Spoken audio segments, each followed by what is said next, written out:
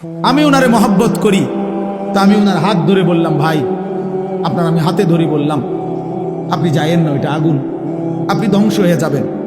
উনি ঝটকা দিয়ে আমার হাত ছাড়াই নিল। এটা সম্ভব? আমি ওনার ঘাড়ে হাত দিলাম, কাঁধে হাত দিলাম, ভাই আল্লাহর দোহাই আপনি যাইয়েন না, ধ্বংস হয়ে যাবেন, ওইটা আগুন। উনি আমার কাঁধের থেকে হাত সরাইয়া ফেলে দিল। এটাও সম্ভব। কিন্তু আমি যখন ভালোবাসার কারণে আমার সিদ্ধান্ত আমি তাকে বাঁচাবই, আমার ভাইকে, তখন আমি তার কোমরে জড়াইয়া ধরলাম, জড়াইয়া কোমরে ধইরা বললাম, না ভাই আমি তোমাকে ওই আগুনে পড়তে দিব না, আমি যাইতে দেব না তোমারে। আল্লাহর কসম, নবীজি বলছে, উম্মত আমি আমার এক এক উম্মতকে কোমরে জড়াইয়া ধইরা জাহান্নামের আগুন থেকে বাঁচাইতে চাই। কোমরে জড়াইয়া ধরলে ছুটা বড় কঠিন, কঠিন না? হাতে না ছাড়াই দিলেন, কাঁধের হাতে না ফেলে দিলেন, কিন্তু কোমরে জড়াইয়া ধরলে কেমনে ছাড়বেন? তো নবী এটা বলছে, ওয়া আনা আখিযুন বিহুজাজিকুম, আমি তোমাদেরকে কোমরে জড়াইয়া ধরে চাই, তবু আমার উম্মত বেঁচে যাক, আমার এক এক উম্মত বেঁচে যাক, জাহান্নাম থেকে বাঁচো। আমার দোস্ত, আমার বাপ, আমার ভাই ফিরতেই হবে, জাহান্নাম থেকে বাঁচতেই হবে। দোস্ত, বিষয়টা মামুলি মনে করেন, এটা একটা ওয়াজ করছি এই জন্য, আর 10 জন বক্তা ওয়াজ করছেন, আমিও করছি না রে ভাইয়া, এই জন্য না। সারাটা দিন রাত এই দৌড়ের উপরে থাকি, দৌড়ের উপরে থাকি। এই জন্য বললাম, আমরা এক ফিকির, আমাদের আপনাকে এটা ভাবতে হবে, জাহান্নাম থেকে বাঁচতেই হবে বন্ধু।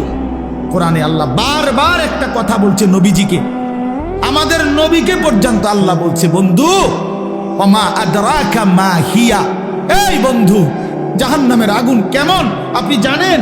নবীজিকে বলছে আল্লাহ। নারুন হামিয়া, বন্ধু আপনাকে বলছি, লেলিহান আগুনের ধাউ ধাউ শিখা জাহান্নামের আগুন। ওমা আদরাকা মাল হুতামা, আল্লাহ বলছে বন্ধু হুতামা নামক জাহান্নামের আগুন কেমন জানেন? তো নবীজিকে আল্লাহ বলছে নারুল্লাহিল মুকাদা, আল্লাহ বলছে নবী আমি আমার কর্মচারী দিয়ে আগুন লাগাই নাই, আমি আমার কাজের লোক দিয়ে আগুনটা লাগাই নাই, আমি আল্লাহর হাতে লাগানো জাহান্নামের আগুন, এই আগুন আমি লাগাই দিছি। নারুল্লাহ, আমার হাতে জ্বালানো আগুন।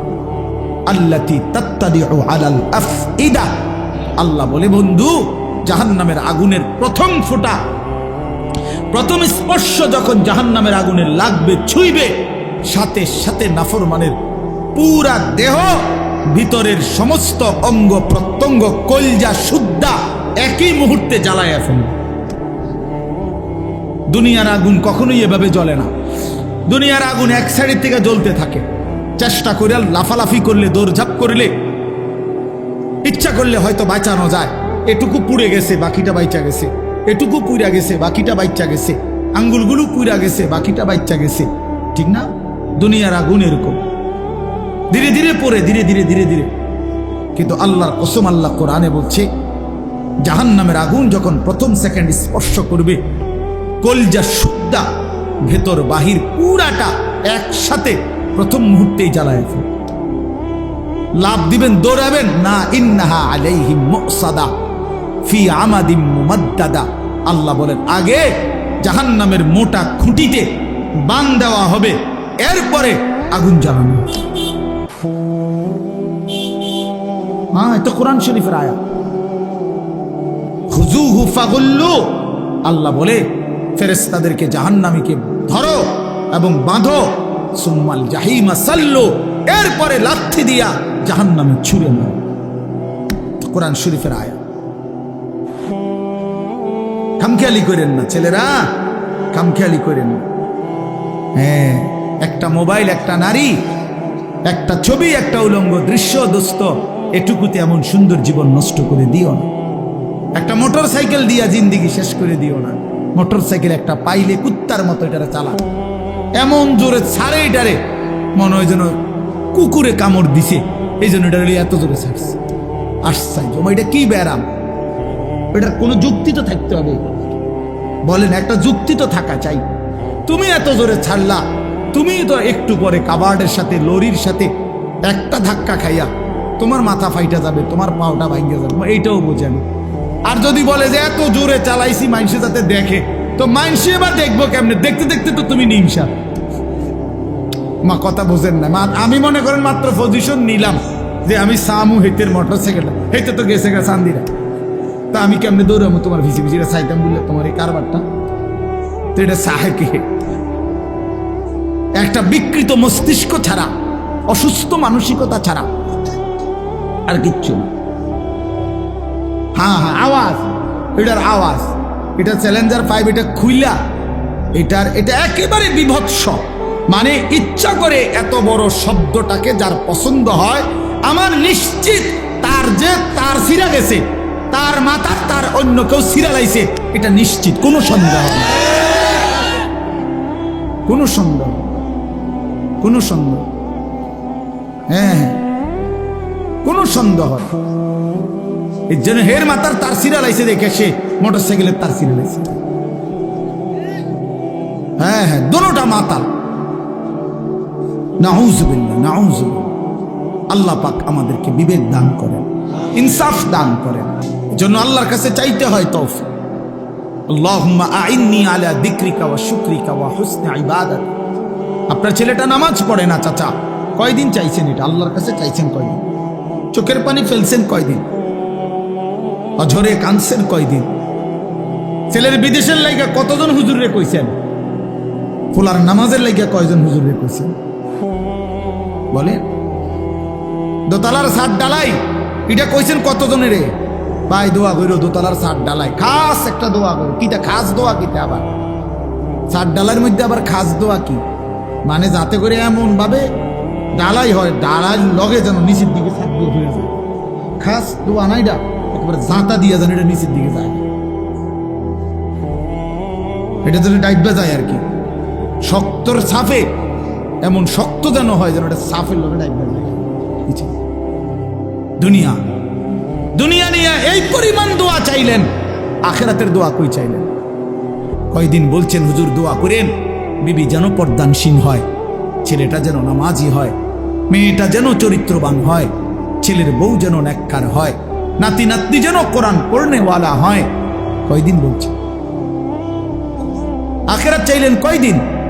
দুনিয়া চাইলেন কয়দিন? কয়দিন চাইলেন? এই জন্য ইনসাফের সাথে ভাববেন। বান্দা বলো না আমি আল্লাহ আর কি বললে, কেমনে বললে, আর কতবার বললে তুমি আমার কথা মেনে নিতা। অতএব বাপ যারা নামাজ পড়েন না, নওজোয়ান ভাই তোমরা যারা নামাজ পড়ো না, দোস্ত ইনসাফের সাথে এই রাত অন্ধকারে একাকী একটা মিনিটের জন্য হইল যদি মায়ের বুকের দুধ পান করে থাকো ভাইয়া, তো একবার হলো যদি মুসলমানের ঘরে জন্ম নিয়ে থাকো বন্ধু, একবার হলো ভাইবো যে তোমার আল্লাহ তোমার কাছে জানতে চাইছে যে বান্দা আমি আর কতবার বললে, আমি আর কত পারা নাজিল করিলে। আমি 23 বছর বলে গেলাম, 23 বছর বলার পরও যেহেতু হয় নাই, তুমি বলে দাও বান্দা আমি আল্লাহ আর কতবার বললে, কত বছর বললে তুমি আমাকে মেনে নিতে, আমার কথাগুলো মেনে নিতে। কি বলবো? হ্যাঁ কি জবাব দিবেন বলেন? জবাব দেন। বেনামাজি জবাব দেন, সুদখোর জবাব দেন, এই হারামখোর জবাব দেন, বলেন। আর কত বছর বললে, কতবার বললে সুদ ছেড়ে দিতেন, আর কতবার বললে মিথ্যা ছেড়ে দিতেন। যেই বোনেরা বেপর্দা, ওই বেহায়া বেপর্দা নারীকে জিজ্ঞাসা করেন, এই অসভ্য বেহায়া নারী আর কতবার বললে তুই পর্দা করতি বোন, বল বলে। আহ কিভাবে সম্ভব? আমি জিন্দেগিতে বহুত চিন্তা করে দেখছি, আমি বহুত ভাবছি, বিশ্বাস করেন। একটা মুসলমানের বাচ্চা মুসলমানের ঘরে জন্ম নিয়া, মুসলমান পরিচয় দিয়া, খোদার 365 দিনে 1 বছর কোনদিন ফজরের নামাজ একদিনও পড়লো না, মুসলমানের বাচ্চা এত বড় জানোয়ার কেমনে হইল? আমি এই কথাটা রীতিমতো আমার মন চাই যে ডক্টরেট করি, যেটা বুঝতে, যেটা PhD করা দরকার। কিভাবে সম্ভব? মানুষের বাচ্চা কেমনে এত বড় হাইওয়ান হয়? আরে কোন কি ও মিয়া, এটা কিটা আসল? আমি কোনোভাবে কোনো ক্যালকুলেশন দিয়ে এটা মিলাইতারি না। একটা বছর বেটা তুই নাফরমান, কোনোদিন ফজরের নামাজ পড়লি না? আরে তুই কি মানুষের বাচ্চা রে? এটা কিভাবে সম্ভব ভাইয়া? ওই কোন মার ঘরে জন্ম নিল? আহা, তার মা কোথায়, তার বাবা কোথায়? কিভাবে সম্ভব? ওই মা কেমনে মেনে নিল? ওই বাবা কেমনে মেনে নিল? 16 বছর 18 বছর আপন ঘরে, মা বাবার ঘরে ঘুমায় সন্তান, কোনোদিন ফজরের নামাজ পড়ে না। মায়ের চোখেও এক ফোঁটা পানি নাই, বাবার চোখেও এক ফোঁটা পানি নাই। আহ, মা বাপ কেমনে মেনে নিল? সন্তানে বা কেমনে মেনে নিল? এভাবে কেমনে আল্লাহকে ভুলে গেল? ইয়া আইয়ুহাল ইনসান মা গাররাকা বিরাব্বিকাল কারীম। রব্বুল আলামিন বলে, বান্দা, হে মানুষ, আমার মতো দয়ালু মেহেরবান মনিব থেকে কে তোমাকে ধোঁকা দিল? কে দিল? এত বড় আসমান দিয়ে আমি আল্লাহ সাজাইলাম, এত বড় জমিন আমি আল্লাহ তোমার জন্য বিছিয়ে দিলাম, এত বড় কায়নাত আমি রব্বুল আলামিন বানাইলাম, বিনিময়ে আমি বুঝি একটা সেজদা পাইলাম না? কেমনে পারলা বান্দা? মা গাররাকা বিরাব্বিকাল কারীম। আল্লাহ বলে, বান্দা, কে তোমারে ধোঁকা দিল? বান্দা, এমন কোন বন্ধু পেলে, এমন কাকে পেয়ে গেলা বান্দা, যাকে পেয়ে তুমি আমার মতো মালিককে ছেড়ে দিলা? 7 আসমান দিয়ে 7 জমিন দিয়ে 24 ঘন্টা নিঃশ্বাস দিলাম, চোখ নাক কান দেহ অঙ্গ প্রত্যঙ্গ সচল রাখলাম।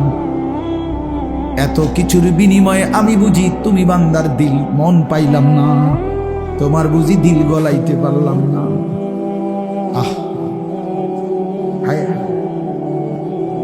এক মিনিট ভাই, কোনো এক বেনামাজি কেউ যদি এখানে থাকো ভাই, 1 মিনিট ভাই, আজকেই ভাই, ঘুমাইবার আগেই ভাই, নবীজি জিজ্ঞেস করবে, উম্মত, আমি 23 বছর উম্মত। হাসরের ময়দানে নবী বলবে, আমলনামা দেখাইয়া বলবে, প্রত্যেককে সুপারিশের জন্য নবীজির কাছে চাইতে হলে আমলনামা জমা দিতে হবে। ওমা, সুপারিশের কোনো কাগজপত্র নাই, কথা কোনা, কোনো নিয়ম কানুন নাই নাকি? হ্যাঁ, কোনো ফাইল জমা দিতে হবে না তো নবীজি তো দেখবে। নবীজির সামনে তো আপনাকে বলতে হবে, ইয়া রাসূলুল্লাহ, এই যে আনিসুর রহমান আশরাফি, এইটা আমার ফাইল, আপনি দেখেন, আমার জন্য একটু সুপারিশ করেন আল্লাহর কাছে। আল্লাহর নবী দেখবে 30 বছর সুদের ব্যবসা, 60 বছর বয়স, 60 বছর পর্যন্ত বিড়ি সিগারেট খাইয়া গেছে। 30 বছর 60 বছর বয়স, কোনদিন গালি ছাড়া কথা বলে নাই। ছেলেটা বেনামাজি, মেয়েটা বেপর্দা, স্ত্রী বেপর্দা। মৃত্যু পর্যন্ত আমার উম্মতের ঘরে প্রতিদিন রঙিন টেলিভিশনে নাচ গান নর্তকীর ছবি চলছে। তার ছেলে মেয়ে নাতি নাতনি বসে নাচ গান নাটক সিনেমা দেখে গেছে। কোনদিন গালি ছাড়া কথা বলে না, হালাল রোজগার বলতে কিছু নাই। ফজরের নামাজ 1000 পৃষ্ঠা উল্টাইও, ফজরের নামাজ বলতে কিছু নাই। আল্লাহর কসম, আমরা উর্দু কিতাবে পড়ছি, নবীজি চোখের পানি ফেলে দিবে, নবী কাঁদবে, আল্লাহর নবী কাঁদবে, বলবে, উম্মত, আমি সেই নবী যে 23 বছর তোদের জন্য কেঁদেছিলাম, আমি সেই নবী যে পেটে ক্ষুধার কষ্টে 2টা পাথর বাঁধছিলাম, আমি সেই নবী তায়েফের রক্তে যে সমস্ত শরীর রক্তাক্ত করেছিলাম, উহুদের দান শহীদ করা রক্ত নিয়ে ময়দানে পড়েছিলাম বেহুশ হয়ে। আমার এত রক্ত, আমার এত চোখের পানি, আমার এত ক্ষুধার কষ্টের বিনিময়ে উম্মত এই আমলনামা, তুমি আমার এত বড় বেইজ্জতি কেমনে করলে? আমি কেমনে আমার আল্লাহর সামনে এটা দেখাবো যে আয় মাওলা, এটা শ্রেষ্ঠ নবীর শ্রেষ্ঠ উম্মতের আমলনামা? বলো, কোন বাপ যদি 8 বছর ছেলেটাকে ইউনিভার্সিটিতে পড়ায়। তো গরিব বাপ তার ছেলেটাকে মনে করেন ভিটা মাটি বসত সব বেচ্চা নিজে না খাইয়া ছেলেটার লাখ লাখ টাকা পড়ালেখার খরচ দিছে। 8 বছর পরে 6 বছর পরে বাপ রেজাল্ট সার্টিফিকেট দেখতেছে যে ফেল। ওই ওই ওই বাপ কি পরিমাণ কাঁদবে, ওই বাপ কি পরিমাণ কাঁদবে। ওই বাপ বলবে না যে বাপ আমি তোরে মানুষ করার জন্য, তোর পড়ালেখার খরচ দেওয়ার জন্য ভিটাটা বেচা ফেলছি, মাটিটা বিক্রি করে ফেলছি, আমি জীবনে কোনো সুখের নাগাল পাই নাই। এই বছরও ভাই, এই গত হজ্জেও এক জিদ্দা থাকে এক প্রবাসী ভাই, আমি তো হজ উমরার সফরে গেলে প্রবাসীদের রুমে রুমে যাই। কইতে হুজুর আমি আজ 32 বছর সৌদি আরব জিদ্দায় পড়ে আছি, কেউ 18 বছর, কেউ 16 বছর। জীবনের এই সুখের সময়টা যারা কাটাইছে বিদেশের জমিনে, যৌবনের পুরাটা টাইম শেষ করে দিছে বাপ, বিনিময়ে সেই বাপ যখন দেখে তার ছেলেটা ফেল, তখন সে বলবে বাপ তুই আমার এটা কি দেখাই, তুই আমার এতগুলো টাকা, তুই আমার এত বড় বেইজ্জতি কেমনে করলি বাপ, এটা বলবে না? তো নবী সাল্লাল্লাহু আলাইহি সাল্লামও বলবে, খোদার কসম নবীজিও বলবে, আল্লাহর কসম নবীও বলবে যে উম্মত তুমি আমার এত বড় বেইজ্জতি কেমনে করলে।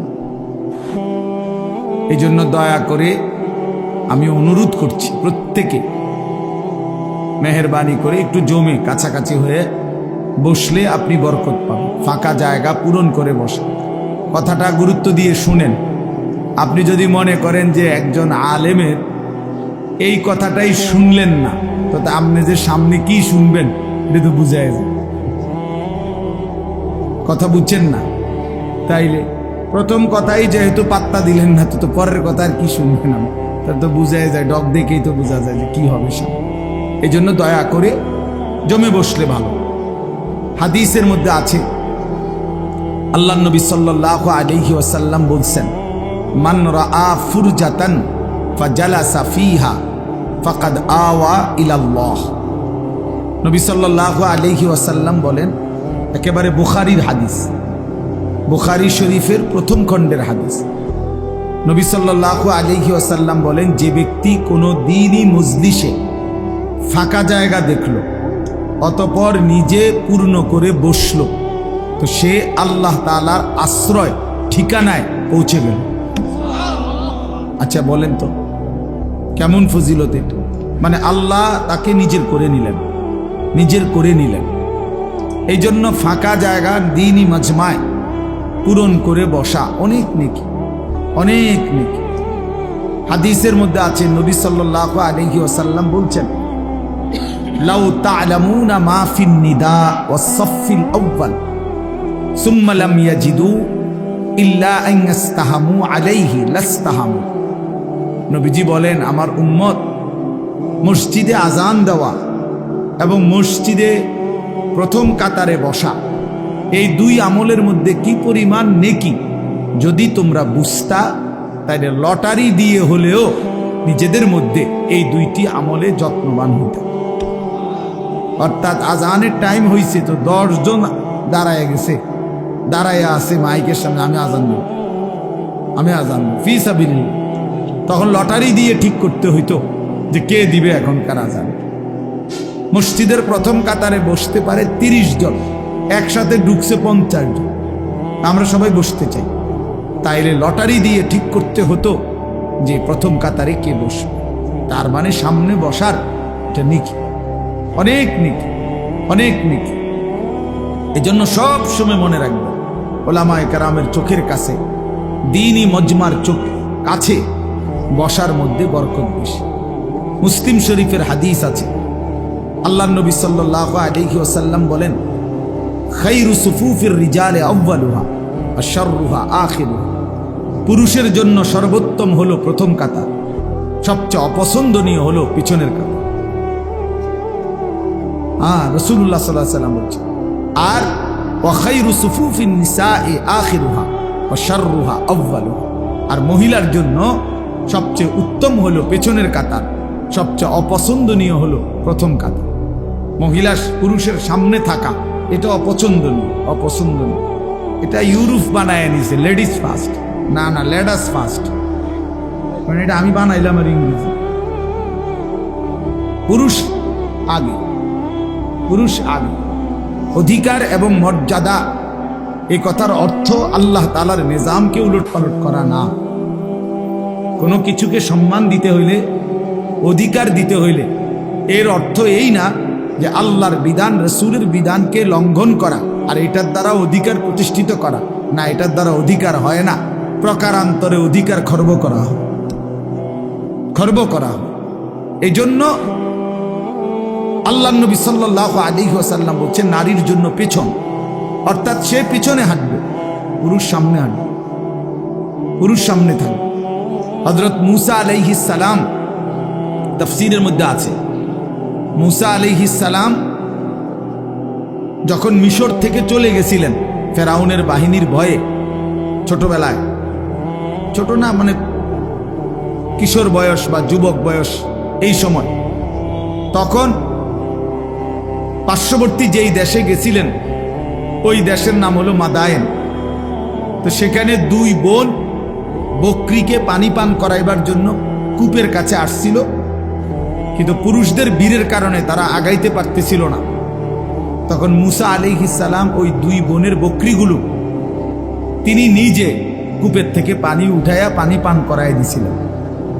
তো এগুলো নিয়ে যখন ওই দুই মেয়ে ঘরে ফিরছে, তখন তাদের বাবা, এই দুই বোনের বাপ যিনি ছিলেন, তিনি নবী ছিলেন, হযরত শুআয়ব আলাইহিস সালাম, তিনি পুরা ঘটনা শুইনা একটা মেয়েকে পাঠাইছে যে তুমি গিয়া ওই যুবক ছেলেটাকে ডেকে নিয়ে আসো, সে যে আমাদের বকরিকে পানি পান করায় দিল, এর জন্য কিছু পারিশ্রমিক দিতে হবে।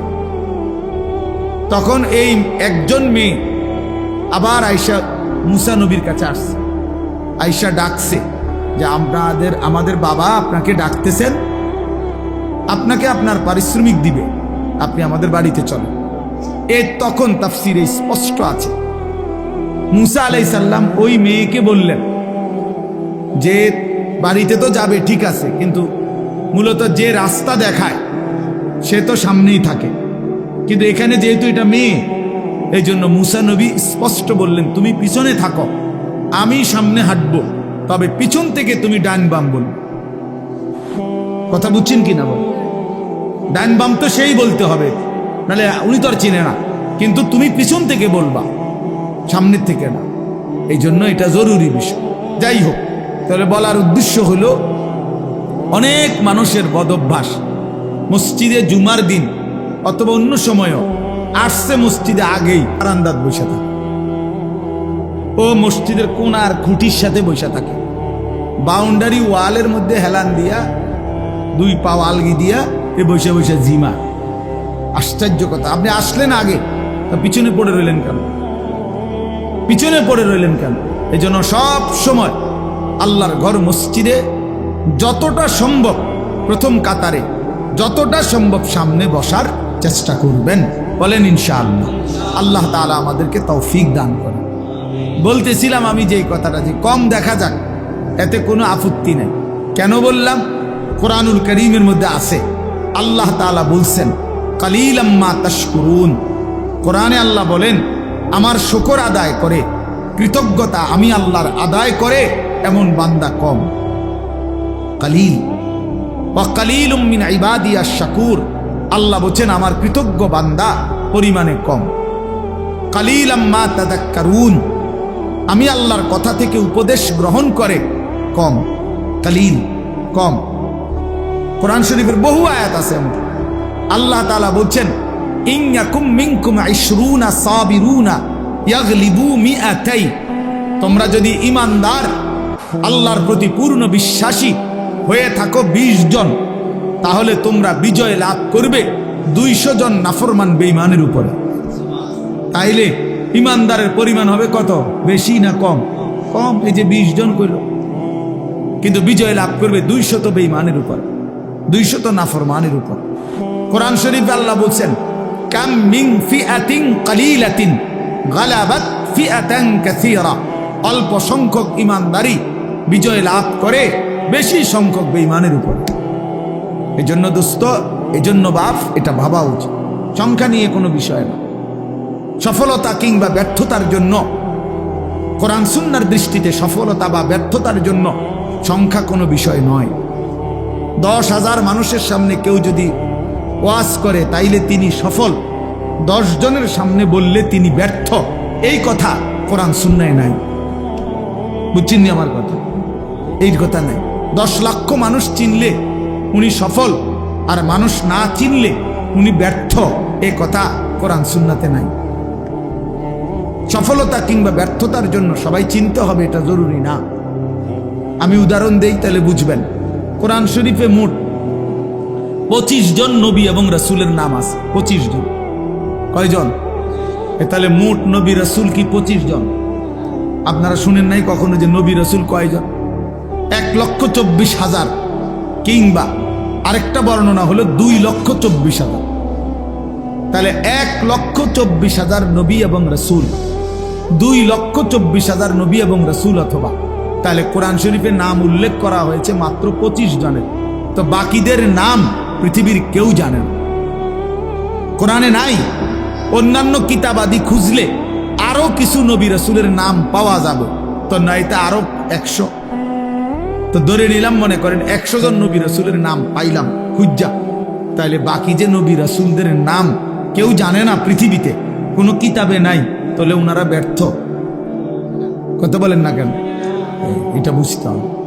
এটা আখিরাতের হিসাব, এটা পরকালের হিসাব।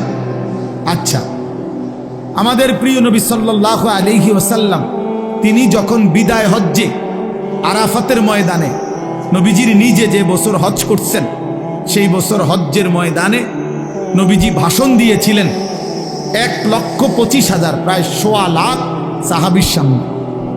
1,25,000 যদি সাহাবী ওই আরাফাতের মাঠে হজ্জের মধ্যে নবীজির সামনে থাকে, তাহলে বাড়িঘরে আরো আছে।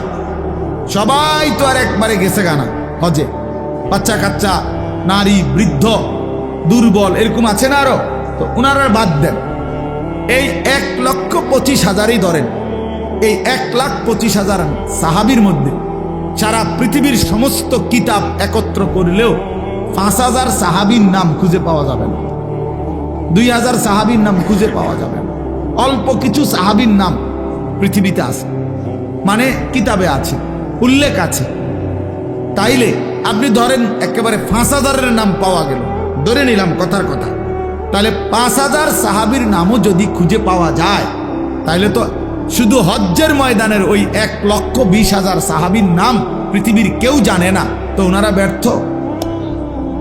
এইটা আমরা মনে রাখতে হবে, এটা খুব জরুরি বিষয়। এক তো আখিরাতের মুআমালা, আরেকটা হলো দুনিয়ার, আপনাদের দুনিয়ার হিসাব।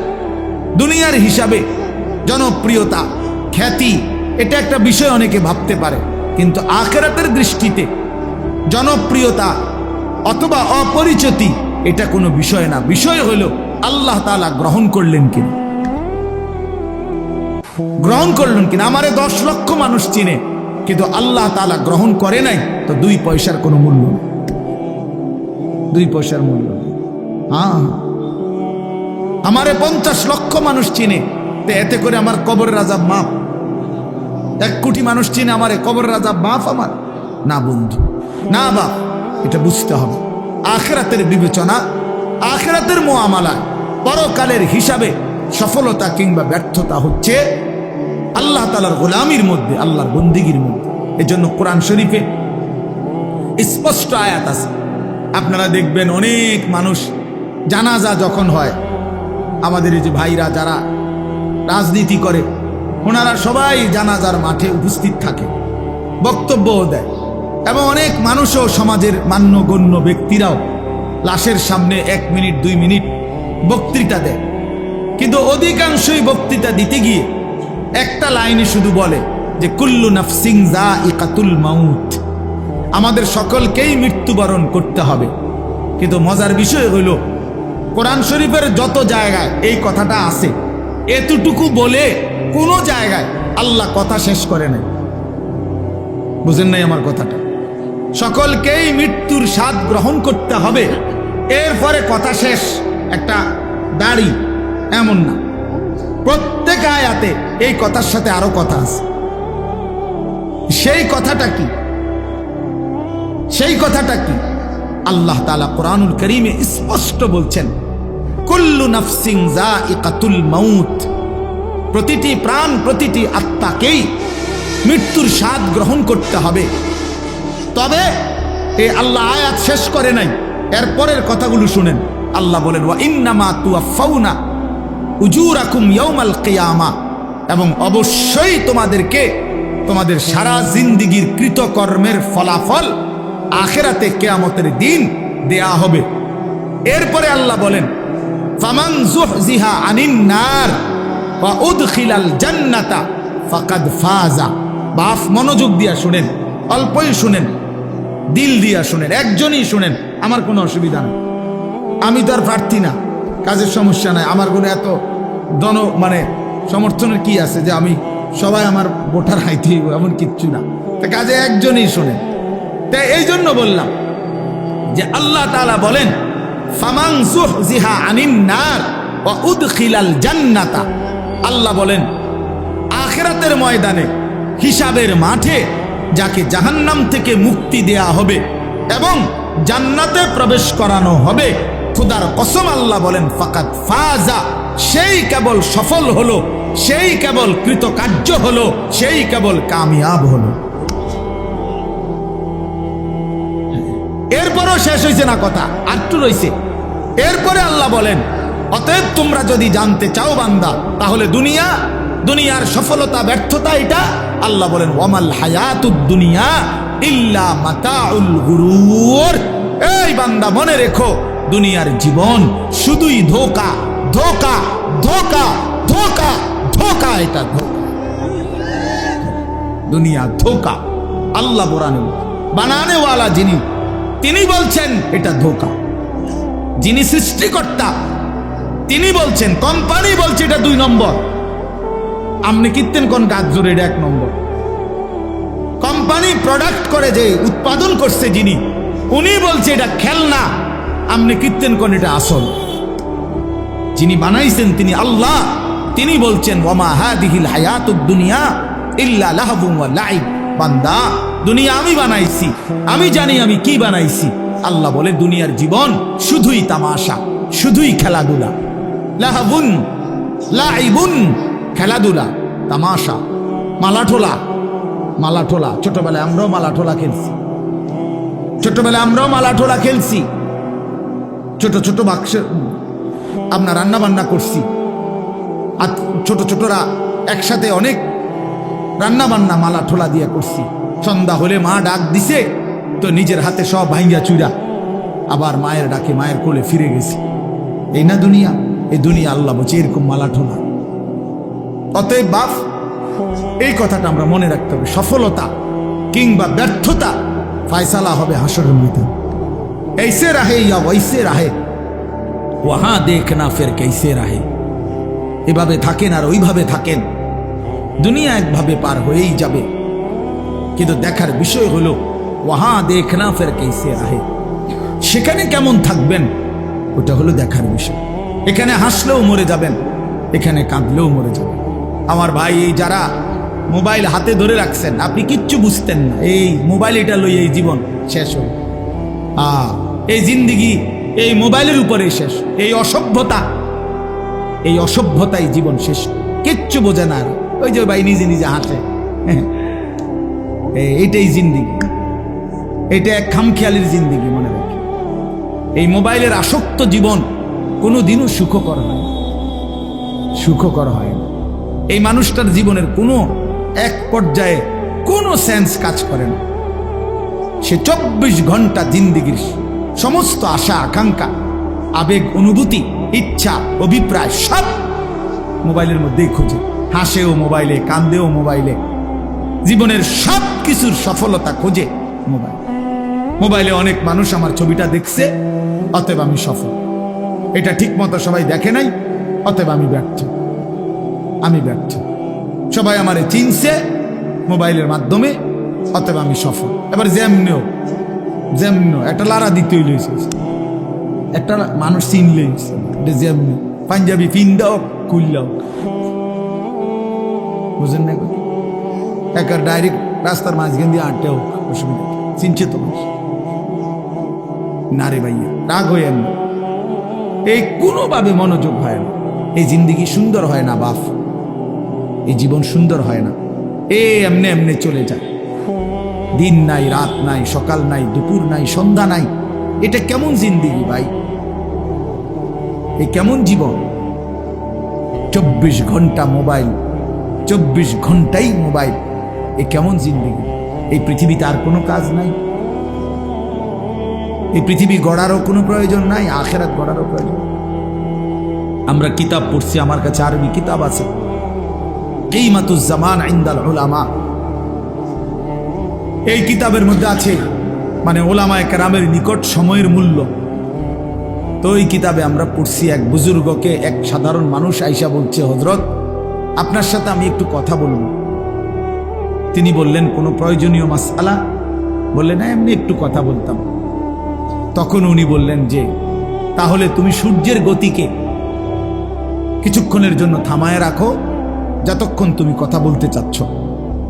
যদি তুমি সূর্যের গতি থামাইতে পারো তাইলে আমি রাজি আছি, আর যদি না পারো তাহলে তুমি আমার হায়াতের এই আধা ঘন্টা কেন নষ্ট করো? এই সময় তো আমার, এই 20 মিনিট তো তোমার গেলে আমারও যাবে, 30 মিনিট তো তোমার গেলে আমারও যাবে, তুমি কেন নষ্ট করবে আমার এই হায়াত? বলে এইভাবে ভাবতেন ওনারা, এইভাবে ভাবছেন, প্রতি সেকেন্ড আমার থেকেই যায়।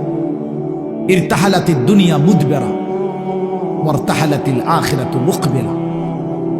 নবী সাল্লাল্লাহু আলাইহি ওয়াসাল্লাম বলছেন, উম্মত, প্রতি মুহূর্তে, প্রতি সেকেন্ডে দুনিয়া তোমার পিছনে যায়, আখিরাত তোমার আগে আসে। এক এক ঘন্টা যাচ্ছে মানে আমার দুনিয়া যাচ্ছে, প্রতি ঘন্টা যাচ্ছে মানে আমার আখিরাত আগাচ্ছে। আমি কবরের দিকে আগাইতেছি, আমি আখিরাতের দিকে আগাইতেছি। ফাকুনু আবনা আল আখিরা ওয়ালা তাকুনু আবনা আদ দুনিয়া। নবী সাল্লাল্লাহু আলাইহি সাল্লাম বলেন, অতএব আখিরাতের সন্তান হও, দুনিয়ার সন্তান হইও না।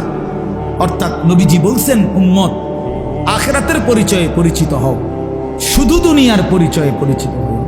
শুধু ডাক্তার, শুধু ইঞ্জিনিয়ার, শুধু ব্যারিস্টার, শুধু উকিল, শুধু চাকরিজীবী, শুধু ব্যবসায়ী, শুধু রাজনীতিবিদ, শুধু শুধু এতটুকুই, শুধু একটা দুনিয়ার পরিচয়, ড্রাইভার, শুধু কুলি, শুধু দিনমজুর, শুধু কৃষক, এ তো দুনিয়ার পরিচয়। আল্লাহর নবী বলছেন, আখিরাতের পরিচয়ে পরিচিত হও। লোকে যেন বলে সে নামাজি, সে চরিত্রবান, সে দিনদার, সে আখলাকওয়ালা, সে মসজিদকে ভালোবাসে, মাদ্রাসাকে ভালোবাসে, ওলামায়ে কেরামকে ভালোবাসে, হ্যাঁ, বছর শেষে হিসেব করে যাকাত দেয়, বা জামাত মসজিদে নামাজ পড়ে, রমজানে রোজা আদায় করে, হালাল হারামের পার্থক্য মেনে চলে। লোকে যেন বলে দিনদার, লোকে যেন বলে ফরহেজগার, লোকে যেন বলে আল্লাহওয়ালা। খোদার কসম, নবী বলছে, উম্মত, এমন পরিচয়ে পরিচিত হও। শুধু দুনিয়ার পরিচয় লাগায়ও না, শুধু দুনিয়ার পরিচয়ে পরিচিত হইও না। এই জন্য আমার বাপ, আমি আমার এই কথাটা বললাম, সফলতা কিংবা ব্যর্থতার জন্য এটা কোনো বিষয় না, বিষয় হলো আখিরাত। ফামান যুহজিহা আনিন নার ওয়া উদখিলাল জান্নাহ ফাকাদ ফাজা।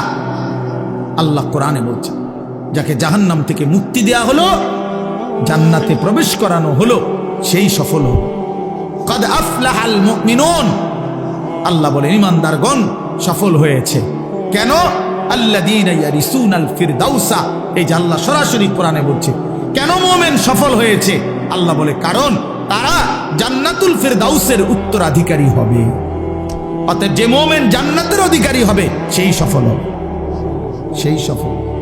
সেই সফল হবে। ওয়াকালু আলহামদুলিল্লাহিল্লাযী আযহাবা আন্নাল হাযান ইন্না রাব্বানা লাগফুরুন শাকুর। আল্লাহ বলে, জান্নাতি বান্দা জান্নাতে ঢুকে বলবে, আল্লাহ আপনার প্রশংসা করছি, আজকে আমার জীবনের যত দুশ্চিন্তা, চিরতরে শেষ হলো। আজ আমি জান্নাতে ঢুকলাম। এই মোমেন থামবে সেদিন, জান্নাতে ঢুকবে যেদিন। মোমেন তৃপ্ত হবে সেদিন, জান্নাতে যাবে যেদিন। মোমেনের জিন্দিগির সমাপ্তি হবে। সমস্ত চিন্তা, ফিকির, পেরেশানি, সমস্ত অস্থিরতা, সমস্ত মেহনত, সমস্ত টেনশনের সমাপ্তি হবে সেদিন খোদার জান্নাতে ঢুকবে যেদিন। এজন্য বাপ বুঝতে শিখেন, আমিও আপনিও, আমিও আপনিও, আপনিও। দুনিয়া বাদ দিতে বলি না। কোরআনুল কারীমের মধ্যে আল্লাহ তাআলা বলছেন, ওয়ালা তানসা নাসীবাকা মিনাদ দুনিয়া। বান্দা, তোমার দুনিয়ার প্রয়োজন ভুলে যেও না। আমি তোমারে দুনিয়া ছাড়তে বলি না। দুনিয়া ছেড়ে দিলে তুমি আমল করবা কেমন? হায়াত না পাইলে বন্দেগী করবা কেমন? দুনিয়া বাদ দিতে বলে না, আখিরাতকে 24 ঘন্টা সঙ্গী বানাইতে বলছে, সঙ্গী বানাইতে বলছে। কোরআনে আল্লাহ দোয়া শিখাইছে, মুমিনের দোয়া। আপনারা সবাই পারেন এই দোয়াটা, সবাই এই দোয়াটা পারে। রব্বানা আতিনা ফিদ দুনিয়া হাসানা ওয়া ফিল আখিরাতি হাসানা ওয়া কিনা আযাবান নার। আয় আল্লাহ, আমি পুরা দুনিয়া চাই না। আল্লাহ, আমি পুরা দুনিয়ার যা ইচ্ছা তাই চাই না। দুনিয়ার মধ্যে যা হালাল, যা পবিত্র, যা উত্তম, যা বৈধ, যা আপনার অনুমোদিত, আমাকে সেই হাসানা উত্তম যা তা দুনিয়ায় দেন। আখিরাতে যা উত্তম আপনি তা দেন, জাহান্নামের আযাব থেকে মুক্তি দিয়ে দেন। তাহলে দুনিয়া চাইতে নিষেধ করছে, উত্তমটা চাইবেন। আল্লাহ দুনিয়া দেন, তবে হালাল হারাম মিলাই আনা, হালাল দেন, জায়েজ না জায়েজ মিলাই আনা। সুদের টাকা, চুরির টাকা, কিস্তির টাকা, ঘুষের টাকা, ওজনে কম দেওয়া টাকা, বাটফারির টাকা, 3 নম্বরই টাকা, 6 নম্বরই টাকা, এমন টাকা দিয়েন না, মনে লাগবে না। এমন দুনিয়া ছেড়ে দিলাম, এমন দুনিয়া ছেড়ে দিলাম। এই জন্য বাপ, এটা ইনসাফের সাথে ভাবা উচিত। আপনাদেরকে বলি, একজনকেই বললাম, ফিকির করেন, ফিকির করেন। অনেক কিশোর যুবক ছেলে বুঝতেই চায় না, ওই মনে করে রং তামাশার এই জিন্দিগি এটাই শেষ, এটাই শেষ। সারা রাত নারী, ছবি, উলঙ্গ দৃশ্য, সারাদিন নিজের মতো করে আড্ডা দেয়। তার মনে যা চায়, চুল এমন রাখছো, আমার মন চাইছে। পরনের পোশাক এমন কেন, আমার মন চাইছে।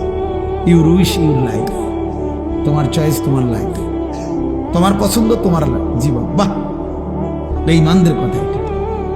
ইউর লাইফ ইউর চয়েস, তোমার জীবন তোমার চয়েস, তোমার যেটা ভাল লাগে এটা করো। অন্য এখানে কি, অন্য এখানে কি? তোমার হিন্দু মেয়ে পছন্দ হয়েছে, ঠিক আছে। তোমার ইহুদি পছন্দ হয়েছে, হ্যাঁ ঠিক আছে। এখানে অন্য কি? তোমার যেটা ভাল লাগে এটা, তোমার যেটা মন চায় এটা, তোমার পছন্দই তোমার জীবন।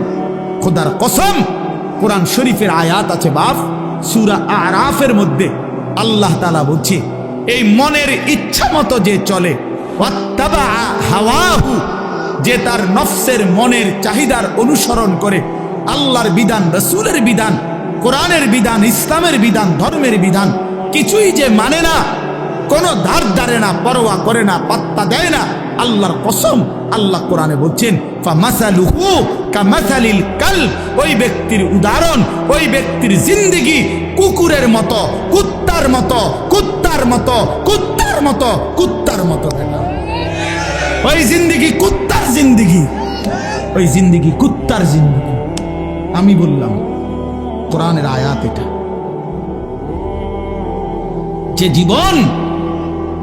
যে জীবন মালিকের গোলামি নাই, যে জীবন সৃষ্টিকর্তাকে মনে করায় না, যে জিন্দেগি বানানেওয়ালাকে মনে করায় না, 24 ঘন্টা নাফরমান চলে গেছে, একটা সেজদা দিতে পারলি না, তুই কোন মানুষের বাচ্চা? তুই বেটা, তুই কোন মার ঘরে জন্ম নিছ বেটা? তুই কোন মানুষের বাচ্চা বেটা? তুই কোন মুসলমানের বাচ্চা? তুই কে বললো তোরে মুসলমান বেটা? তুই জানোয়ার না তো জানোয়ার কে বেটা? একটা সেজদা দিবে না? মানুষের বাচ্চা এমন হবে? 24 ঘন্টায় একবারও মনিবের কথা মনে পড়বে না? ওমা কয় কি? আরে বলে কি? কিভাবে সম্ভব এটা? কিভাবে সম্ভব? মানুষের বাচ্চা এমনি হয় কেমনে? মুসলমানের ঘরে জন্ম নিয়ে কিভাবে সম্ভব বলে? হ্যাঁ, সাফ কথার জবাব দেন। রাগ করবেন কার লগে? কোরআন শরীফ এটা তো কোরআনের আয়াত বলছি। আপনি তর্জমা ভুল করলে পরে আইসেন, অসুবিধা, আমরা তো আসি এনে,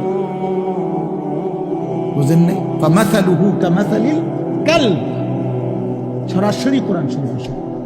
আল্লাহ বলছেন তার উদাহরণ কুত্তার মতো। কালবুন অর্থ কুকুর, অন্য কোনো অর্থ নাই, বিকল্প কোনো অর্থ নাই। ইন তাহমিল আলাইহি ইয়ালহাস আও তাতরুকহু ইয়ালহাস। আহা, আল্লাহ বলছে কুত্তার স্বভাব, সে দৌড়ানি দিল জিব্বা লম্বা করে হাঁফায়, এমন হাঁফায়। আবার ছেড়ে দিলেও মানে খাড় করাত রাখলো, দাঁড়ানো থাকলেও জিব্বা লম্বা করে হাঁফায়। দেখি, এটা কুকুরের স্বভাব। দাঁড়াইয়াও জিব্বা লম্বা করে জোরে জোরে নিঃশ্বাস ফেলে, এমন করে। আবার দৌড়তে দৌড়তে এরম করে। অর্থ কি? অর্থ হলো তাফসিরে লিখছে, সে পাইলেও অতৃপ্ত, না পাইলেও অতৃপ্ত। এই জন্য নাফরমান হারামখোর, পাইলেও অতৃপ্ত, না পাইলেও অতৃপ্ত। বেচা কিনা চলতেছে, মাল বেচে, নতুন মাল ট্রাকের থেকে নামায়, আপনি জিঙ্গাইবেন কি অবস্থা বেচা কিনা? কি নাই, আগের ব্যবসা নাই, ঢাকায় মাল বেচতেছ, মাল ইডি শেষ হয়ে গেছে, নতুন মাল নামাইতে আছে ট্রাকের থেকে। কিরে, কোন ব্যবসা নাই? বুঝেন নাই আমার কথা? হ্যাঁ, না না নাই, ও ব্যবসার মজা নাই, ও আগের ব্যবসা নাই। আর কোনটা নাই? আগের ব্যবসা কোন বছরেরটা? কি গত 300 বছর আগের ব্যবসা নাই? তো তুমি এই সময় জন্ম নিলা কেন? তুমি ওই সময় আইতা, যে সময় ব্যবসা আসিল সেই সময় আইলা না? ব্যবসা আসিল নূহ আলাইহিস সালামের জমানায়, ঠিক না? তো ওই সময় জন্ম নিতা, এই সময় আইসে নিতা। এটা বুঝি কথা হইল? মানে এটা হইল কুকুরের স্বভাব। মানে কি? পেলেও অতৃপ্ত, না পেলেও কি? নাফরমানের দুনিয়া শেষ হয় না। আমার কথা সাফ কথা, এটা মনে রাখতে হবে। এই জন্য দোস্ত বাপ, আমরা ফিকির করা চাই। আমি সব সময় এটা বলি, লোনা জলে তৃষ্ণা মেটে না। মানে যে পানি লবণাক্ত, ওই পানিতে তৃষ্ণা মেটে না। ঠিক হারামের মধ্যে, গুনাহের মধ্যে তৃপ্তি আসে না, তৃপ্তি আসে না। হ্যাঁ, সারা রাত উলঙ্গ ছবি দেখেও যুবক তৃপ্ত হয় না। এক সাগর মদ পান করেও মদখোর, নেশাখোর, ফুট্টাখোর, বাবাখোর, ডালখোর, ইয়াবাখোর, হারামখোর কোনোদিন তৃপ্ত হয় না। কিন্তু এক গ্লাস পবিত্র পানি এক গ্লাস তৃষ্ণার্ত ব্যক্তিকে তৃপ্ত করে দেয়। একজন স্ত্রী 60 বছর এক পুরুষের জীবন, 70 বছর এক পুরুষের জীবনে তৃপ্তি এনে দেয়। একজন বউ দিয়ে, হালাল স্ত্রী যেটা হালাল সেটা তৃপ্তি দেয়, যেটা হারাম সেটা কি দেয় না? তৃপ্তি দেয় না বাপ, সুখ দেয় না, গুনাহ ইজ্জত দেয় না, আল্লাহর নাফরমানি সম্মান দেয় না, সম্মান দেয় না। এজন্য আমরা প্রত্যেকের কাছে, আমিও বললাম, আমার জন্য, আপনার জন্য, জওয়ান বুড়ো সবার জন্য, আমরা আখিরাতের ফিকির করা চাই। আমাদের জিন্দেগি আখিরাত। আমরা মুসলমান, আমরা মুমিন, আমাদেরকে আল্লাহ বানাইছেন আখিরাতের জন্য। এজন্য পুরা কোরআনুল কারীমে আল্লাহ তাআলা আমাদেরকে বারবার ডেকে ডেকে আমাদেরকে আখিরাতের সন্ধান দিয়েছেন, ইবাদতের সন্ধান দিয়েছেন। বলছেন, বান্দা এটা করো, এটা ছাড়ো, এটা করো, এটা ছাড়ো, এটা করো, এটা ছাড়ো, বিনিময়ে আমি তোমারে মুত্তাকি বানাবো, আমি তোমারে জান্নাতি বানাবো, আমি তোমার আখিরাত সাজায় দেব, আমি তোমার পরকালে তোমার সম্মানের জিন্দেগি দান করব। এই একটা আয়াত আমি পড়ছি। এবার এই আয়াতের অল্প একটু কথা শোনেন, তাইলে আমার কথা শেষ। মাহে রমজানকে সামনে রেখে মূলত এই আয়াতটা পড়ছি। আমরা যদি এটা বুঝি বাপ, আর অল্প একটু সময় কোরআনুল কারীমের এই একটি আয়াত আমি আপনাদের সামনে পড়লাম। সূরা বাকারার 183 নম্বর আয়াত, দ্বিতীয় পারায়, দ্বিতীয় সূরা। আল্লাহ তাআলা বলতেছেন, ইয়া আইয়ুহাল্লাযীনা আমানু, হে ঈমানদারগণ, মানে আমাদেরকে ডাকছেন, হে ঈমানদারগণ, হে মুমিনগণ। এ কথা বলাতে এখানে আমরা বাদ পড়লাম কে? কথা বলেন না কেন? এখানে আমরা বাদ পড়ছি কেউ না? আলহামদুলিল্লাহ, আমরা কেউ বাদ পড়ি নাই। তাহলে আমাদেরকে বলছি, হে ঈমানদারগণ, এবার আল্লাহ বলেন কুতিবা আলাইকুমুস সিয়াম, অন্য কেউ নয়, আমি আল্লাহর পক্ষ থেকে, আমার পক্ষ থেকে তোমাদের উপরে রোজা ফরজ করা হলো, তোমাদের উপরে রোজা ফরজ করা হলো। আল্লাহ তাআলা বিষয়টার গুরুত্ব দিয়েছেন যে বান্দা খামখেয়ালি মনে করুন, আমি আল্লাহ ফরজ করছি, আমি আল্লাহ ফরজ করছি। কথা বুঝ, ওই ওই দেখেন ওই মাসুম যাও তোমার পিছনে ওই পিচ্ছি পাঞ্জাবিওয়ালায় নিচে দিয়া মোবাইলে ছবি উঠাও, মাটির তলে উঠাও, তুমি তো শুধু চাইছো প্লাস্টিক কোথাকার, এটা ফালতু। মানে কিছু মানুষের আরো 2-3 জন দেখছি এইটা ছাড়ে না, মোবাইল ছাড়তেই পারে, কি আশ্চর্য। মানে এটা এক ধরনের মানুষের স্বভাব, কিছু মানুষ। হ্যাঁ হ্যাঁ, না না, রোগ না, মানে এটা এক ধরনের মানসিকতা হলো যে হুজুর, মূল কথা হলো আমি আসলে কারো কথাই শুনি না, তা আপনি হঠাৎ আপনার কথা শুই না, আমার সিরিয়াল নষ্ট করতে আমি চাই না। আমার জিন্দিগির একটা সৌন্দর্য আছে, আমি কারো কথা মানি না, কারো কথা শুনি না। কাজেই আপনি তারও কত বালা হুজুর কইছে আমি ছাড়ছি না, আর আপনাদের বুড়া হুজুর আইছেন মিয়া বৃন্দাসরতে, আপনি আমার ঠিক করে লাগবেন তোর মিয়া। গাদ্দার মানসিকতায়, গাদ্দার সিদ্ধান্তই নিয়েছেন। আমার বাপ, আমি একটা মিনিট বুঝাই, না না, খাওয়ার জন্য একটা জিনিস বুঝাইতে চাচ্ছি। হাদিসের মধ্যে আছে, আল্লাহ নবী সাল্লাল্লাহু আলাইহি সাল্লাম বলছেন, কিছু মানুষের দিল কালকুজে মিরবাদান, এই শব্দটা নবীজি বলছেন কিছু মানুষের অন্তর হয় এরকম, এই যে এইটা যেরকম উল্টায় রাখলাম এখন, এরকম, মানে গ্লাস উল্টানো, গ্লাস উল্টানো, জগ উল্টানো, বালতি উল্টানো, মগ, এই শব্দের অর্থ হইল এইটা যদি এখন এমনি রাখে, মানে কোন একটা গ্লাসে, তাহলে এইটার উপরে যদি আটলান্টিক মহাসাগরের পানিও ফালায় পূর্বে, এটা কেন? এই নবীজির কালকুজে মিরবাদান, কিছু মানুষের দিল থাকে এমন উল্টানো যে এইটারতে পৃথিবীর সমস্ত আল্লাহর কথা, ওলামায়ে কেরামের সব কথা কিছুই তার কলিজায় আর ঢোকে না, কারণ এটা কি হয়ে গেছে, এবার তো আটলান্টিক সাগরের পানি তো আর লা ইয়ারিফু মারুফান ওয়ালা ইউনকিরু মুনকারান। নবীজি বলেন এই উল্টানো দিলে আর কোনো নেক কাজ তার কাছে বুঝে আসে না, কোনো গুনাহের কাজ আর ছোটে না। রাগ হইয়েন না ভাইয়া, আমি অনুরোধ করলাম বুঝতে শিখেন। শুধু আমি উপরের দিকে তাকাই আমার মতো বলে গেলাম, আমি এটার মানুষ না। ব্যক্তিগতভাবে আমার কথা হইল, আমার শ্রোতা আমার আমানত, আমার সময় আমার আমানত। অতএব আমি এর জন্য সবার দিকে নজর রাখি, আল্লাহর কথার প্রতি মনোযোগী হইতে হবে। আল্লাহ নবী সাল্লাল্লাহু আলাইহি ওয়াসাল্লাম, আপনি জিজ্ঞাসা করেন হুজুরদেরকে, নবীজি 5 ওয়াক্ত নামাজের পরে আজীবন নবীজি একটা দোয়া, যে দোয়াগুলো নবীজি করতেন এর মধ্যে একটা দোয়া এইটা যে ইয়া মুকাল্লিবাল কুলুব সাব্বিত কলবি আলা দীন, হে অন্তর সমূহের পরিবর্তনকারী আল্লাহ, আপনি আমার অন্তর, আমার দিল আপনার দ্বীনের উপরে মজবুত রাখেন। আল্লাহ, সুখে থাকি দুঃখে থাকি, আনন্দে থাকি বেদনায় থাকি, রাতে কিংবা দিনে, আলোতে কিংবা অন্ধকারে, একাকিতে কিংবা প্রকাশ্যে, হ্যাঁ, ঘরে কিংবা মাঠে, নিচে কিংবা উপরে, সর্বাবস্থায় যেন আপনার গোলামি করি, আপনার সেজদা করি, আপনাকে যেন না ভুলি।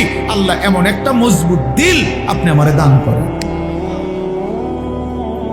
নবীজিটা দোয়া করতেন, দোয়া করতেন, জন্য আল্লাহর কাছে চাইতে হয় তৌফিক। আল্লাহুম্মা আইন্নি আলা যিকরিকা ওয়া শুকরিকা ওয়া হুসনি ইবাদাতিক। আপনার ছেলেটা নামাজ পড়ে না চাচা, কয়দিন চাইছেন এটা? আল্লাহর কাছে চাইছেন কয়দিন? চোখের পানি ফেলছেন কয়দিন?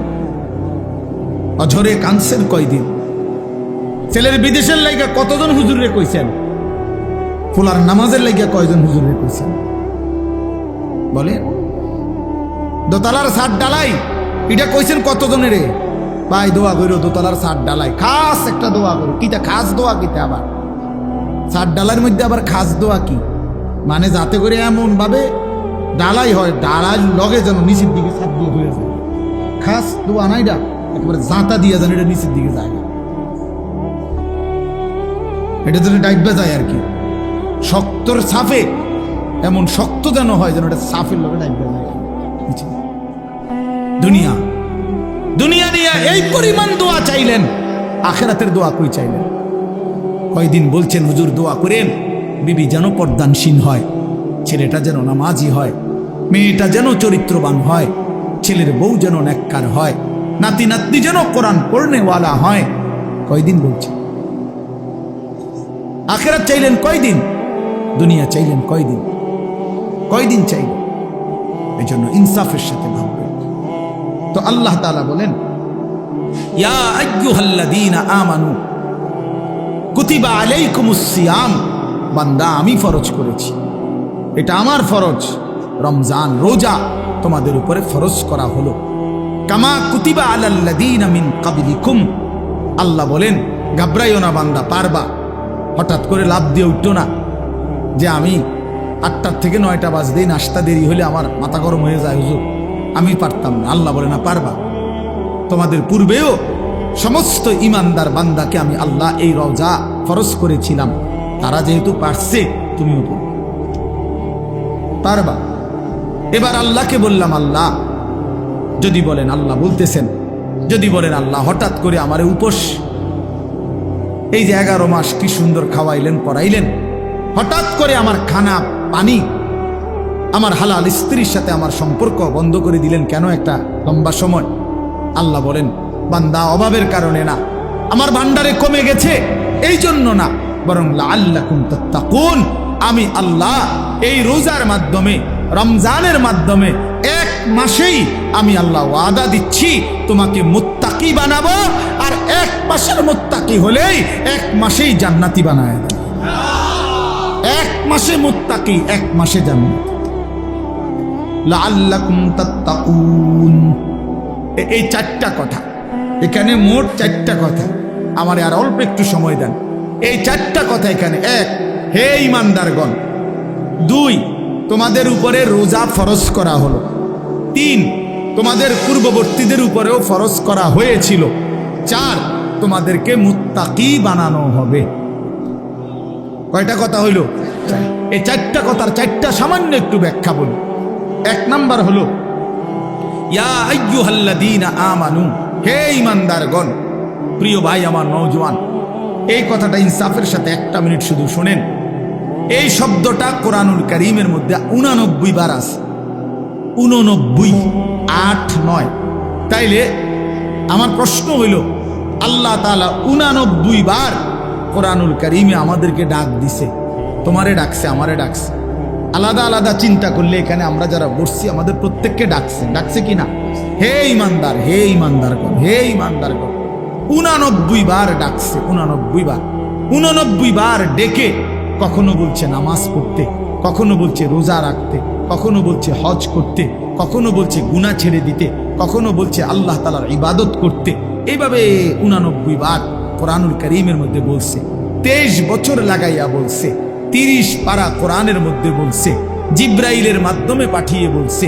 প্রিয় নবী সাল্লাল্লাহু আলাইহি সাল্লামের কাছে নাজিল করে বলছে। কোরআন শরীফের একটা আয়াত আছে, আয়াতে আল্লাহ জিজ্ঞেস করছে আমাদেরকে, ফাবি আইয়ি হাদিসিম বাদাহু ইউমিনুন। এই প্রশ্নের উত্তর আপনারা দিবেন এখন। আল্লাহ বলছে, বান্দা এই যে আমি মনে করো এক একটা কথা 89 বার বললাম, 80 বার, 82 বার আমি আল্লাহ নামাজের কথা বললাম। 23 বছর আমি কোরআন নাজিল করলাম। 30 পারা কোরআন নাজিল করলাম। আমি আল্লাহ আমার রাসূলের কাছে নাজিল করলাম, শ্রেষ্ঠ ফেরেশতা দিয়ে নাজিল করলাম। আল্লাহ এবার জানতে চাইছে, ফাবি আইয়ি হাদিসিম বাদাহু ইউমিনুন। আমার বান্দা বলো না, এরপরে আমি আর কোন কিতাব নাজিল করিলে, এর চাইতে দামি আর কি নাজিল করিলে, এর চাইতে দামি আর কোন রাসূলের কাছে পাঠাইলে, এর চাইতে দামি আর কোন ফেরেশতা দিয়া পাঠাইলে। 23 বছর বলার পরে আর কত বছর বললে? 30 পারা কোরআন নাজিল করার পরে আর কত পারা নাজিল করিলে? 89 বার বলার পরে আর কতবার বললে? 82 বার বলার পরে আর কতবার বললে? তুমি বান্দা বলো, আমার কথা মেনে নিতা? আল্লাহ জানতে চাইছে। কোরআন শরীফের আয়াত, ফাবি আইয়ি হাদিস। 29 পারায় ওই সূরাটা আছে, ওই সূরা মুরসালাত। ওই সূরার মধ্যে আল্লাহ এটা জিজ্ঞেস করছে, বান্দা বলো না আমি আল্লাহ আর কি বললে, কেমনে বললে, আর কতবার বললে তুমি আমার কথা মেনে নিতা।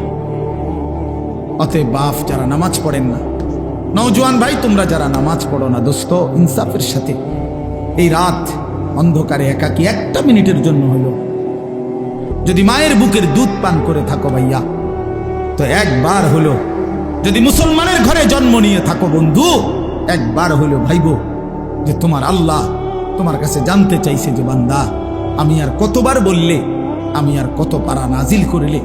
আমি 23 বছর বলে গেলাম, 23 বছর বলার পরও যেহেতু হয় নাই, তুমি বলে দাও বান্দা আমি আল্লাহ আর কতবার বললে, কত বছর বললে তুমি আমাকে মেনে নিতে, আমার কথাগুলো মেনে নিতে। কি বলবেন? হ্যাঁ কি জবাব দিবেন বলেন? জবাব দেন। বেনামাজি জবাব দেন, সুদখোর জবাব দেন, এই হারামখোর জবাব দেন, বলেন। আর কত বছর বললে, কতবার বললে সুদ ছেড়ে দিতেন, আর কতবার বললে মিথ্যা ছেড়ে দিতেন। যেই বোনেরা বেপর্দা, ওই বেহায়া বেপর্দা নারীকে জিজ্ঞাসা করেন, এই অসভ্য বেহায়া নারী আর কতবার বললে তুই পর্দা করতি বোন, বল, বলেন। আহ কিভাবে সম্ভব? আমি জিন্দেগিতে বহু চিন্তা করে দেখছি, আমি বহুত ভাবছি, বিশ্বাস করেন। একটা মুসলমানের বাচ্চা মুসলমানের ঘরে জন্ম নিয়া, মুসলমান পরিচয় দিয়া, খোদার 365 দিনে এক বছর কোনদিন ফজরের নামাজ একদিনও পড়লো না, মুসলমানের বাচ্চা এত বড় জানোয়ার কেমনে হইল? আমি এই কথাটা রীতিমতো আমার মন চাই যে ডক্টরেট করি, যেটা বুঝতে, যেটা পিএইচডি করা দরকার। কিভাবে সম্ভব? মানুষের বাচ্চা কেমনে এত বড় হাইওয়ান হয়? আরে কোন কি ওমিয়া, এটা কিটা আসল? আমি কোনোভাবে কোনো ক্যালকুলেশন দিয়ে এটা মিলাইতারি না। একটা বছর বেটা তুই নাফরমান, কোনোদিন ফজরের নামাজ পড়লি না, আরে তুই কি মানুষের বাচ্চা রে? এটা কিভাবে সম্ভব ভাইয়া? ওই কোন মার ঘরে জন্ম নিল? আহা, তার মা কোথায়, তার বাবা কোথায়? কিভাবে সম্ভব? ওই মা কেমনে মেনে নিল, ওই বাবা কেমনে মেনে নিল? 16 বছর 18 বছর আপন ঘরে, মা বাবার ঘরে ঘুমায় সন্তান, কোনোদিন ফজরের নামাজ পড়ে না, মায়ের চোখেও এক ফোঁটা পানি নাই, বাবার চোখেও এক ফোঁটা পানি নাই। আহ, মা বাপ কেমনে মেনে নিল? সন্তানে বা কেমনে মেনে নিল? এভাবে কেমনে আল্লাহকে ভুলে গেল? ইয়া আইয়ুহাল ইনসান মা গাররাকা বিরাব্বিকাল কারীম। রব্বুল আলামিন বলে, বান্দা, হে মানুষ, আমার মতো দয়ালু মেহেরবান মনিব থেকে কে তোমাকে ধোঁকা দিল? কে দিল? এত বড় আসমান দিয়ে আমি আল্লাহ সাজাইলাম, এত বড় জমিন আমি আল্লাহ তোমার জন্য বিছিয়ে দিলাম, এত বড় কায়নাত আমি রব্বুল আলামিন বানাইলাম, বিনিময়ে আমি বুঝি একটা সেজদা পাইলাম না? কেমনে পারলা বান্দা? মা গাররাকা বিরাব্বিকাল কারীম। আল্লাহ বলে, বান্দা, কে তোমারে ধোঁকা দিল? বান্দা, এমন কোন বন্ধু পেলে, এমন কাকে পেয়ে গেলা বান্দা, যাকে পেয়ে তুমি আমার মতো মালিককে ছেড়ে দিলা? 7 আসমান দিয়ে, 7 জমিন দিয়ে 24 ঘন্টা নিঃশ্বাস দিলাম, চোখ নাক কান দেহ অঙ্গ প্রত্যঙ্গ সচল রাখলাম, এত কিছুর বিনিময়ে আমি বুঝি তুমি বান্দার দিল মন পাইলাম না, তোমার বুঝি দিল গলাইতে পারলাম না। আহ, হায় হায়। 1 মিনিট ভাই, কোনো এক বেনামাজি কেউ যদি এখানে থাকো ভাই, 1 মিনিট ভাই, আজকেই ভাই, ঘুমাইবার আগেই ভাই, নবীজি জিজ্ঞেস করবে, উম্মত, আমি 23 বছর উম্মত, হাসরের ময়দানে নবী বলবে, আমল নামা দেখাইয়া বলবে, প্রত্যেককে সুপারিশের জন্য নবীজির কাছে চাইতে হলে আমল নামা জমা দিতে হবে। ও মা, সুপারিশের কোনো কাগজপত্র নাই, কথা কোনা, কোনো নিয়ম কানুন নাই নাকি? হ্যাঁ, কোনো ফাইল জমা দিতে হবে না তো। তো নবীজি তো দেখবে, নবীজির সামনে তো আপনাকে বলতে হবে, ইয়া রাসূলুল্লাহ, এই যে আনিসুর রহমান আশরাফি, এইটা আমার ফাইল, আপনি দেখেন, আমার জন্য একটু সুপারিশ করুন আল্লাহর কাছে। আল্লাহর নবী দেখবে 30 বছর সুদের ব্যবসা, 60 বছর বয়স, 60 বছর পর্যন্ত বিড়ি সিগারেট খাইয়া গেছে। 30 বছর, 60 বছর বয়স, কোনদিন গালি ছাড়া কথা বলে না। ছেলেটা বেনামাজি, মেয়েটা বেপর্দা, স্ত্রী বেপর্দা। মৃত্যু পর্যন্ত আমার উম্মতের ঘরে প্রতিদিন রঙিন টেলিভিশনে নাচ গান নর্তকীর ছবি চলছে। তার ছেলে মেয়ে নাতি নাতনি বসে নাচ গান নাটক সিনেমা দেখে গেছে। কোনদিন গালি ছাড়া কথা বলে না। হালাল রোজগার বলতে কিছু নাই। ফজরের নামাজ 1000 পৃষ্ঠা উল্টাইও, ফজরের নামাজ বলতে কিছু নাই। আল্লাহর কসম, আমরা উর্দু কিতাবে পড়ছি, নবীজি চোখের পানি ফেলে দিবে, নবী কাঁদবে, আল্লাহর নবী কাঁদবে, বলবে, উম্মত, আমি সেই নবী যে 23 বছর তোদের জন্য কেঁদেছিলাম। আমি সেই নবী যে পেটে ক্ষুধার কষ্টে 2টা পাথর বাঁধছিলাম। আমি সেই নবী তায়েফের রক্তে যে সমস্ত শরীর রক্তাক্ত করেছিলাম। উহুদের দান শহীদ করা রক্ত নিয়ে ময়দানে পড়েছিলাম বেহুশ হয়ে। আমার এত রক্ত, আমার এত চোখের পানি, আমার এত ক্ষুধার কষ্টের বিনিময়ে উম্মত এই আমল নামা, তুমি আমারে এত বড় বেইজ্জতি কেমনে করলে? আমি কেমনে আমার আল্লাহর সামনে এটা দেখাবো যে আয় মাওলা, এটা শ্রেষ্ঠ নবীর শ্রেষ্ঠ উম্মতের আমল নামা? বলো, কোন বাপ যদি 8 বছর ছেলেটাকে ইউনিভার্সিটিতে পড়ায়, তো গরিব বাপ তার ছেলেটাকে মনে করেন ভিটা মাটি বসত সব বেচ্চা, নিজে না খাইয়া ছেলেটার 1 লাখ লাখ টাকা পড়ালেখার খরচ দিছে। 8 বছর পরে, 6 বছর পরে বাপ রেজাল্ট সার্টিফিকেট দেখতেছে যে ফেল। ওই বাপ কি পরিমাণ কাঁদবে? ওই বাপ কি পরিমাণ কাঁদবে? ওই বাপ বলবে না যে, বাপ, আমি তোরে মানুষ করার জন্য, তোর পড়ালেখার খরচ দেওয়ার জন্য ভিটাটা বেচা ফেলছি, মাটিটা বিক্রি করে ফেলছি, আমি জীবনে কোনো সুখের নাগাল পাই নাই।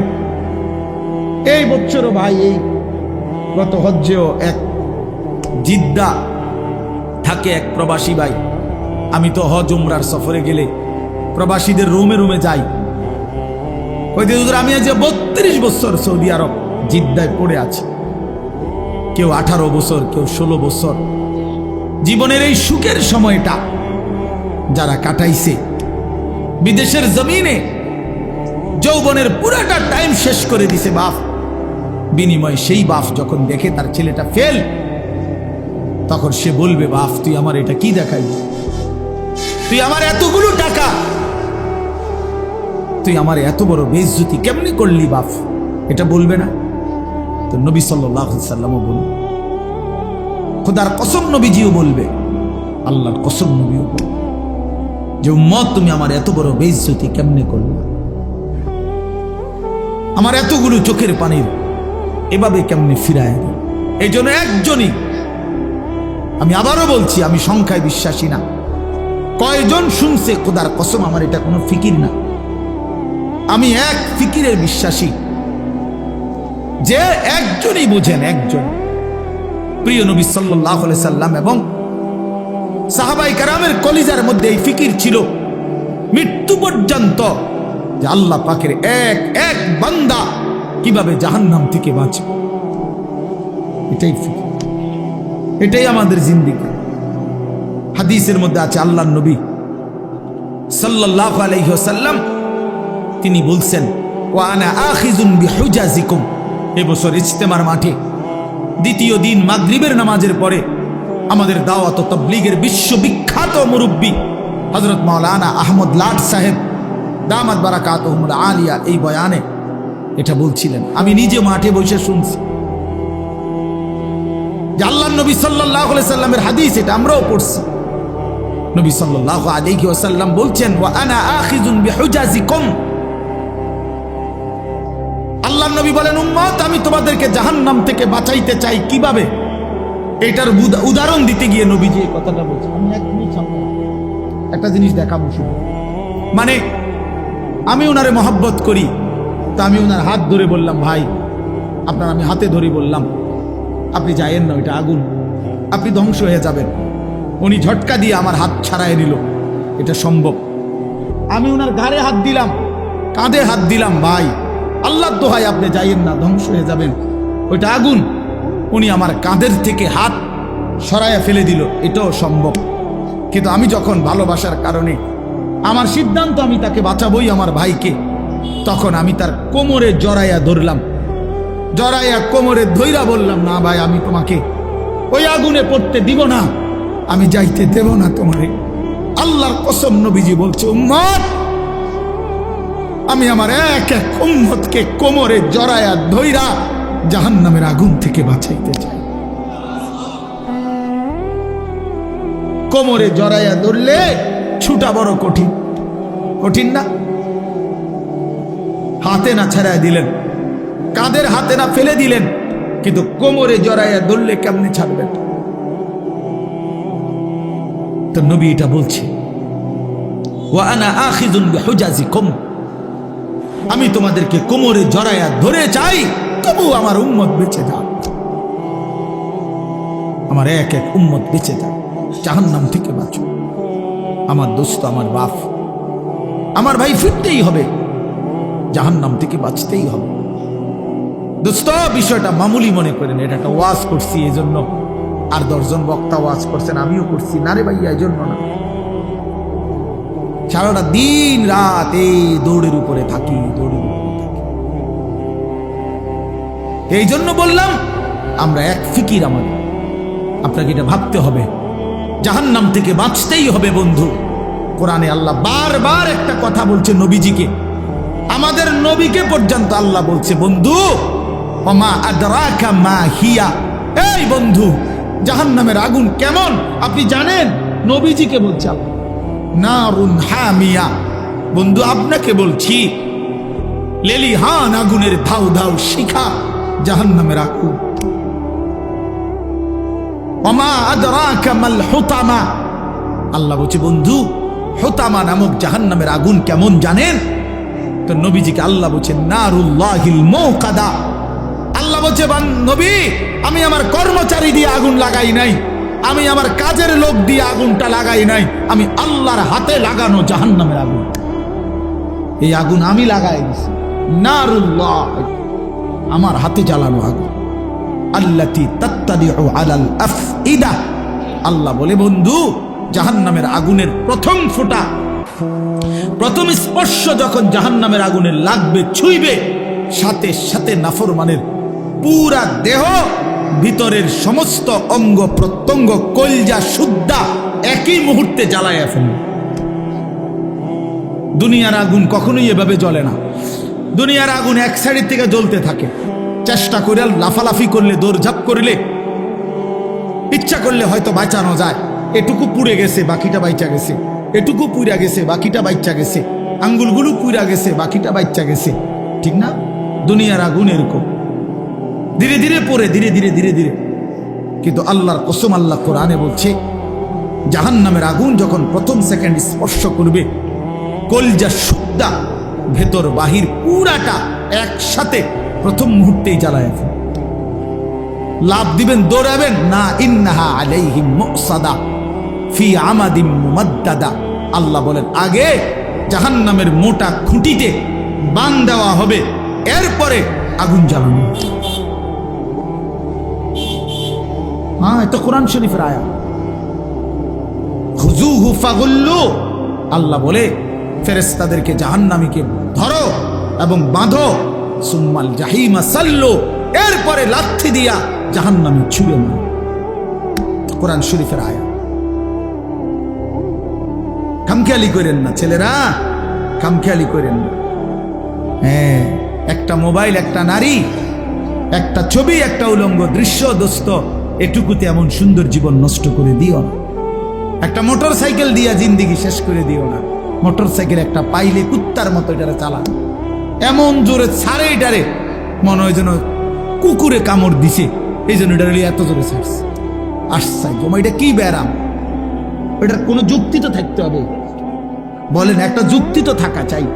তুমি এত জোরে ছাড়লা, তুমি তো একটু পরে কাবার্ডের সাথে লরির সাথে একটা ধাক্কা খাইয়া তোমার মাথা ফাইটা যাবে, তোমার পাওটা ভাঙ্গে যাবে, এইটাও বোঝেন। আর যদি বলে যে এত জোরে চালাইছি মানুষে যাতে দেখে, তো মানুষে বা দেখবো কেমনে? দেখতে দেখতে তো তুমি নিমসা।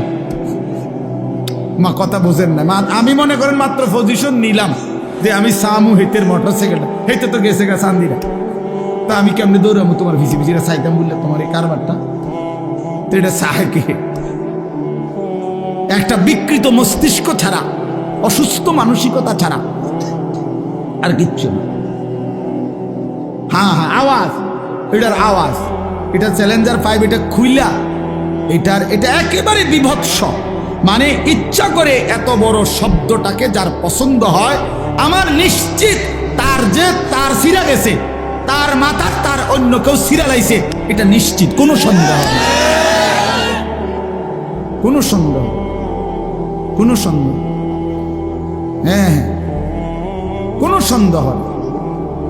এর জন্য হের মাথার তার সিরা লাইছে দেখে সে মোটর সাইকেলের তার সিরা লাইছে। হ্যাঁ হ্যাঁ, দোনোটা মাতাল।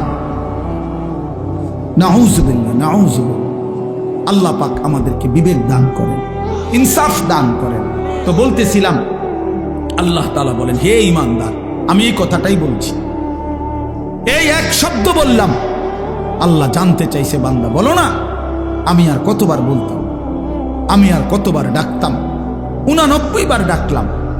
সর্বশেষ কথা হইল, আল্লাহ বলে বান্দা তোমার উপরে রোজা ফরজ করা হয়েছে, পূর্ববর্তীদের উপরও ফরজ করা হয়েছে। এই শেষ কথা হলো উদ্দেশ্য কি? আল্লাহ বলছেন উদ্দেশ্য একটাই, লাআল্লাকুম তাত্তাকুন, আমি আল্লাহ তোমাকে জান্নাত দিতে চাই। আমি জান্নাত বানাইছি মুমিনের জন্য, আমি জান্নাত দিতে চাই। আর জান্নাত নিতে হলে আরেকটা জিনিস লাগবে, সেটা হলো তাকওয়া। আর এই রমজানের মাধ্যমে আমি আল্লাহ তোমাকে তাকওয়া অবশ্যই দান করব। এজন্য রমজান, মাহে রমজান আল্লাহ তাআলা নিজের হাতে সাজাইছেন, আল্লাহ নিজের হাতে সাজাইছেন। রমজান মানে ভিন্ন কিছু। ইমানদারের জন্য রমজান আলাদা, যার কলিজায় আখিরাত আছে, যে কবরের ফিকির করে, যে পরকালের ফিকির করে, খোদার কসম তার রমজান ভিন্ন কিছু, তার রমজান ভিন্ন। আমরা কিতাবে পড়ছি আকাবির কা রমাদান, পূর্ববর্তী বুজুর্গদের রমজান কেমন ছিল, ওইখানে বহু বুজুর্গের জীবনীতে লিখছে রমজান আসলে ওনার আশেপাশে আওয়াজ উঠত, শায়েখের এখন রমজান, হজরতের এখন রমজান, উনি পৃথিবী থেকে আলাদা। ইমাম মালিক রহমতুল্লাহ আলাইহি মদিনার ইমাম ছিলেন, জগৎ বিখ্যাত ইমাম ছিলেন। রমজান আসলে সমস্ত দর্স তাদরিস, সমস্ত ফতুয়া মাসাইল সব বন্ধ করে দিয়ে শুধু আল্লাহর কোরআন তিলাওয়াত আর রমজানের বন্দিগির মধ্যে ডুবে যাইত। আমরা যে দাওয়াত ও তাবলীগের যে কিতাব তালিম হয় ফাজাইলে আমাল, এই কিতাবের যিনি লেখক শেখুল হাদিস হযরত মাওলানা জাকারিয়া রাহমাতুল্লাহ আলাইহি সারা পৃথিবীব্যাপী বুজুর্গ ছিলেন। 60 বছর আল্লাহর নবীর সাল্লাল্লাহু আলাইহি সাল্লামের হাদিস পড়াইছেন। 11 বছর যিনি নবীজির রওজা পাকে মদিনার মসজিদে নববীতে আল্লাহ রসুলের হাদিস পড়াইছেন। ওই এতের লগে হেতেরতে হইনা মনে করেন না এটা একটা জেনতেন বই, হ্যাঁ না না, উনি এই একটা বইয়ের লেখক না। এই উম্মতের জন্য এই হিন্দুস্তানের মধ্যে ইলমে হাদিসের ব্যাখ্যা এবং রাসূলুল্লাহ সাল্লাল্লাহু আলাইহি ওয়াসাল্লামের হাদিসের উপরে সবচেয়ে বেশি কিতাব যারা লিখছেন, তার মধ্যে অন্যতম প্রথম 3 জনের নামও যদি আসে, এর মধ্যে এই 3 জনের একজন হবে শেখুল হাদিস হযরত মাওলানা জাকারিয়া রাহমাতুল্লাহ আলাইহি, এই যিনি ফাজাইলে আমাল লিখছে। হ্যাঁ হ্যাঁ, এটা খামখেয়ালি কিতাব না, এটা আঙ্গাল কাঙ্গালে লিখছে না, আঙ্গাল কাঙ্গালে লিখছে না। এটা 60 বছর যিনি রাসূলুল্লাহ সাল্লাল্লাহু আলাইহি ওয়াসাল্লামের হাদিস পড়াইছে। আমি নিজ চোখে দেখছি মক্কার হারামে, আল্লাহর ঘর যেখানে মসজিদে হারামের যে লাইব্রেরি, ওই লাইব্রেরিতে আপনার শেখুল হাদিস হযরত মাওলানা জাকারিয়া রাহমাতুল্লাহ আলাইহির লিখিত কিতাব আউজাজুল মাসালিক, হাদিসের একটা বড় কিতাব, ওইটা ওইখানে অর্থাৎ একজন অনারবি, উনি হিন্দুস্তানের মানুষ, কিন্তু উনার কিতাব এই আরবের মানুষ হারামের লাইব্রেরির মধ্যে শোভা পাচ্ছে। আরব ওলামায়ে কেরাম উনার কিতাব মুতালা করে। আফ্রিকা, গোটা আফ্রিকায় অঞ্চলে লক্ষ মানুষ উনার হাতে আল্লাহর দ্বীন পাইছে। সারা পৃথিবী জুড়ে উনার অগণিত ভক্ত আছে। এই মানুষটা এত বেশি হাদিসের খেদমত করতেন, কিতাব লিখতেন, ফতুয়া দিতেন, মাসআলা বলতেন, একজন আল্লাহওয়ালা সাধক ছিলেন। সব কিছুর ব্যস্ততার পরেও রমজান আসতো, সাথে সাথে একেবারে দরজা বন্ধ করে একাকী আল্লাহর ইবাদতে ডুবে যাইত। আমরা কিতাবে পড়ছি ওই সময় উনার এলাকার যে সাহারানপুরের রেল স্টেশনের কুলি পর্যন্ত উনার কাছে কেউ যদি রমজানে আসতো দেখা করতে, ওই কুলিয়ে পর্যন্ত কইতো ইন্না লিল্লাহ। আপনি জানেন না শায়েখের এখন রমজান মাস, শায়েখের এখন রমজান মাস, কথা বুঝেন নাই? এই তো তাহলে সবাই জানতো এটা। কুলি রেল স্টেশনের কুলি পর্যন্ত বলতো শায়েখের এখন রমজান মাস। এই জন্য বাপ, রমজান মানে ইমানদারের জন্য ভিন্ন কিছু, মুমিনের জন্য রমজান আলাদা। রমজানই একমাত্র মাস আল্লাহ নিজে যেটার নাম উল্লেখ করছেন, শাহরু রমাদান আল্লাযী উনজিলা ফীহিল কুরআন। এই যে রমজান মাস, এই শব্দটা কে উল্লেখ করছে? কোরআনের শব্দ। রমজান মাস, এই কথাটা কিসের শব্দ? আচ্ছা, তো এই শব্দ এই জন্য আমি সবসময় বলি যে রমজান মাস এটা পৃথিবীতে উচ্চারিত হয় কতবার, কতদিন? প্রতিদিন। মাশাআল্লাহ, কতদিন? প্রতিদিন, সারা বছর। কেমনে বুঝলেন? কারণ কোরআনুল কারীম সারা বছর প্রতিনিয়ত তেলাওয়াত হয়। কেউ এদিক দিয়া পড়তেছে, কেউ পিছন দিয়া, কেউ খতম করতেছে, কেউ সবক শেষ করতেছে, কেউ এই শব্দের সবক শুনাইতেছে। তার মানে শাহরু রমাদান, রমজান মাস, রমজান মাস, এই শব্দ আল্লাহর জমিনে সারা বছর উচ্চারিত হয়।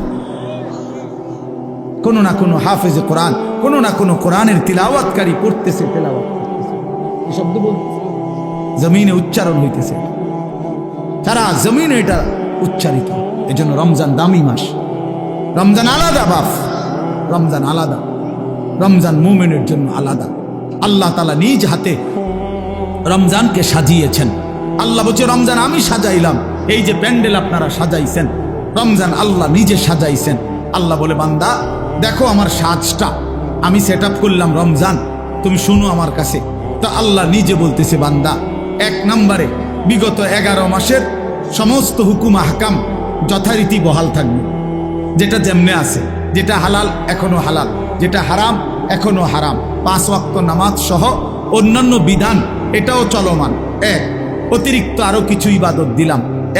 পুরা 1 মাস রোজা, পুরা মাস ইফতার, পুরা মাস সাহরি, পুরা মাস 20 রাকাত তারাবি। তাহলে এই সবগুলো নতুন ইবাদত, মানে রমজান উপলক্ষে নতুন সংযোজন, ঠিক কিনা বলেন? ব্যবসায়ী সিজনে অতিরিক্ত মাল উঠায়। এখন কাপড় ব্যবসায়ীরা গিয়া দেখেন 40 লাখ 50 লাখ টাকার মাল আরো অতিরিক্ত উঠাইছে, কারণ তার এখন সিজন, তার এখন কি সিজন। তা আল্লাহ তাআলা বলে বান্দা রমজান আমার ও অসংখ্য অগণিত বান্দাকে জাহান্নাম থেকে মাফ করার সিজন। রমজান আমার জান্নাত দেওয়ার সিজন। এই জন্য আমি আরো আলাদা ইবাদত উঠাইলাম। রোজা উঠাইলাম, নতুন ইবাদত। ইফতার এটাও ইবাদত, সাহারি এটাও ইবাদত, 20 রাকাত তারাবি এটাও ইবাদত। রমজানের শেষ দশকে আরো ইবাদত উঠাইলাম, আরো মাল উঠাইলাম আমি। রমজানের শেষ দশক এতেকাফ, আল্লাহর ঘরের বিধান, এতেকাফ করা এটাও ইবাদত। রমজানের শেষ দশকের বেজর রাত্রিতে সবে কদরের তালাশ এটাও ইবাদত। বলেন আলহামদুলিল্লাহ। তাহলে আল্লাহ তাআলা 6টা বড় বড় নতুন ইবাদত দিছেন রমজানে।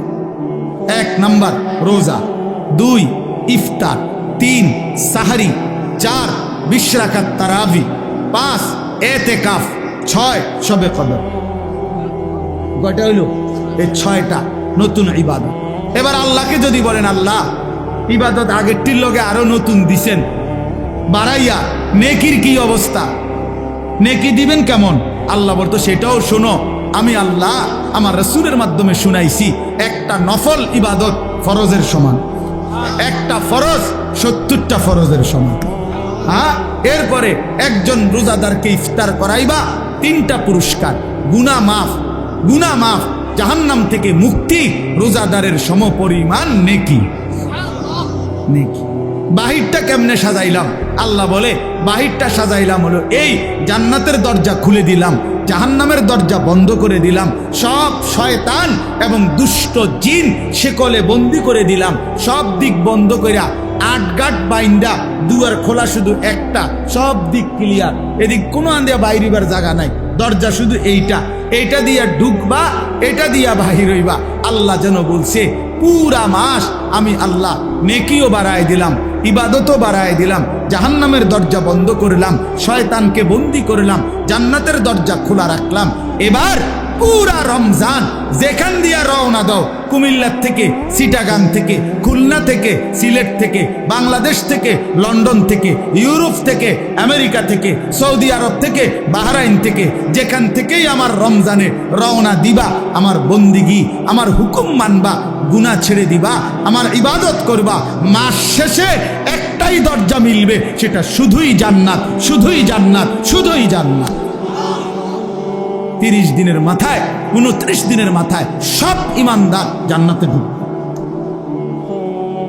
কারণ দরজা তো খোলাই শুধু জান্নাতে। বুঝেন নাই কথা? লাআল্লাকুম তাত্তাকুন, এজন্য রব্বুল আলামিন বলছে আমি মুত্তাকি বানিয়ে দেব। অতএব বাপ কদর করে আল্লাহ বলছে মুত্তাকি বানিয়ে দেব। হ্যাঁ, বিদেশের জন্য আপনার ফ্লাইটের জন্য 2টা জিনিস দরকার, একটা পাসপোর্ট, একটা ভিসা। এই যে আমার পাসপোর্টও হয়েছে, ভিসাও হয়েছে, আমার ফ্লাইট সোমবারে, উমরার ফ্লাইট 24 তারিখ। তো এখানেও আল্লাহ তাআলা বলছে ইয়া আইয়ুহাল্লাযীনা আমানু, হে ঈমানদার, আমি তোমার ঈমানের পাসপোর্ট নিলাম। 30 দিন কথা মতো চলবা, অথবা 29 দিন, 31 দিন লাগবে না, 30 দিনের মাথায় ঈমানের পাসপোর্টে আমি আল্লাহ তাকওয়ার ভিসা লাগায় দেব, ঈদের দিন ফ্লাইটে উঠে দেব। যা, ঈদের দিন জান্নাতের ফ্লাইট কোন দিন? ভিসা লাগবে কয় দিনে? 30 দিন, অথবা 29 দিন, 31 দিন। 31 দিন নেব না, 30 দিনে ভিসা, 29 দিনে ভিসা। এই জন্য আমরা রমজানকে কদর করবো তো ইনশাআল্লাহ। সর্বশেষ অনুরোধ হইল আল্লাহর ওয়াস্তে নিজের মা বোন, নিজের স্ত্রী কন্যাকে এত বড় শ্রেষ্ঠতম রমজানে আল্লাহ রহমত দিতে চায়, মাগফিরাত দিতে চায়, জাহান্নাম থেকে নাজাত দেয়, আল্লাহ 70 গুণ নেকির পরিমাণ বাড়ায়া দেয়। বাপ, এই অবস্থায় যে মুসলমান, যে ইমানদার নারী মুসলিম পরিচয় দিয়ে বাজারে বাজারে, মার্কেটে মার্কেটে ঘুরে একজোড়া জুতার জন্য, একটা শাড়ির জন্য, একটা গহনার জন্য, একটা 3 পিসের জন্য, আল্লাহর কসম, আমার শায়েখ আল্লামা মুফতি মুশতাকুন নবী সাহেব হুজুর সব সময় বলে, হায় বোন, আহা মা বোন, হীরা মণি মুক্তা ছেড়ে এক মাটির দলা নিল।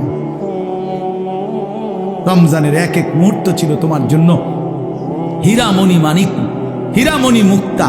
তুমি এমন হীরামণি মুক্তা ছেড়ে দিয়ে তুমি মাটির ঢিলা নিলা, অর্থাৎ তুমি একজোড়া জুতা নিলা। তো আল্লাহ ডাকতেছে, আমার বান্দি শোনো, রহমত নাও, মাগফিরাত নাও, নাজাত নাও। নাফরমান এই বেহায়া বেপর্দা নারী বলতেছে, আল্লাহ তোমার এটি তোমার কাছে রাখো, ইতান আমার লাগতো না, আমার দরকার জুতা, আমি জুতা কিনতে যাই, আমার দরকার 3 পিস, আমার দরকার শাড়ি গহনা। ইনসাফ না, এটা ইনসাফ না, এটা কখনোই ইনসাফ হইতে পারে না। এই পৃথিবীতে এই 1450 বছরের মধ্যে পৃথিবীর কোনো কিতাবে, গোটা পৃথিবীর কোনো আলেম, কোরআন সুন্নাহর কোথাও এই কথা নাই যে ঈদের দিন, রমজানের ঈদের দিন নতুন কাপড় ইনটেক, অর্থাৎ আজকেই প্রথম পরা শুরু করছে, এমন জুতা, এমন শাড়ি, এমন জামা, এমন প্যান্ট পরতে হবে, এমন কথা খোদার কসম পৃথিবীর কোনো কিতাবে নেই। আল্লাহও বলে নাই, রসুলও বলে নাই, কোনো উলামায়ে কেরাম বলে নাই। এটা দুশ্মনের বানানো, এটা দুশ্মনদের বানানো। এটা আজকে আমাদের কলিজায় ঢুকায় দিছে। ঈদ মানে নতুন জুতা, ঈদ মানে নতুন শাড়ি, ঈদ মানে নতুন গহনা, ঈদ মানে নতুন জামা। আল্লাহর কসম এটা মিথ্যা কথা, মিথ্যা কথা, মিথ্যা কথা, মিথ্যা কথা। ঈদ মানে ইবাদত, ঈদ মানে জুতা না। তোমার কি ঈদের দিন জুতা দিয়ে ফিটবো নি? তুমি জুতা দিয়ে কিনবে? হ্যাঁ, ফালতু কোথাকার। ঈদ মানে জুতা হবে কেন? ঈদ মানে ইবাদত। ঈদ মানে কি? ইবাদত। বিবাহ মানে উৎসব না, বিবাহ মানে ইবাদত। নবীজি বলছে আন নিকাহু মিন সুন্নতি, বিয়ে আমার সুন্নাত। তো যেটা সুন্নাত এটা তামসা। কথা বলেন না কেন? এটা ফুর্তি না, ইবাদত। তাইলে বিবাহ ইবাদত, ঈদ ইবাদত, এটা ইবাদত। অতএব কারো বাফে দেয় না ঈদ, এটা জাতিসংঘ দেয় নাই, বাংলাদেশ সরকার দেয় নাই। যিনি দিয়েছেন ঈদ, তুমি ঈদের আনন্দ যদি করতে হয় তো তার নির্দেশনা মতে করতে হবে। ঈদ হইল আল্লাহর, ঈদ হইল রাসূলুল্লাহ বলছেন ওমা বাজায় ডেকসেট, ডেকসেট বাজায়, ডেক পিকআপের মধ্যে। হ্যাঁ, পিকআপের মধ্যে আপনার ডেকসেট বাজায় ঈদের দিন। ও ক্যান্টনমেন্ট থেকে চান্দিনা, চান্দিনার থেকে ক্যান্টনমেন্ট, ক্যান্টনমেন্ট থেকে এলিটগঞ্জ, এলিটগঞ্জ থেকে ক্যান্টনমেন্ট। পিকআপে কইরা আপনার পিকআপের মধ্যে ডেকসেট বাজে, গান বাজে, আর সাথে 12, 14, 16 জন এরাও কুত্তার মতো লাফায়, কুত্তার মতো লাফায়। আমার ছেলে জিগাইছিল আমার একদিন ঈদের দিন, ছোট ছেলে যাব্বু এরা এরম লাফায় গায়। আল্লাহর কসম আমি হেরে কইছি আব্বা এগুলো কুত্তা কামড়াইছে। এই জন্য আর আজকে ঈদের দিন দেখে দোকানপাট বন্ধ, কোনো ওষুধের দোকান নাই। মিজান ভাই আইলাইছে মাহফিলে, তো এই জন্য কোনো ডাক্তার নাই, এই জন্য কুত্তার কামড়ে এভাবে লাফাইতে আছে। নাই তো কি কারণ বলে?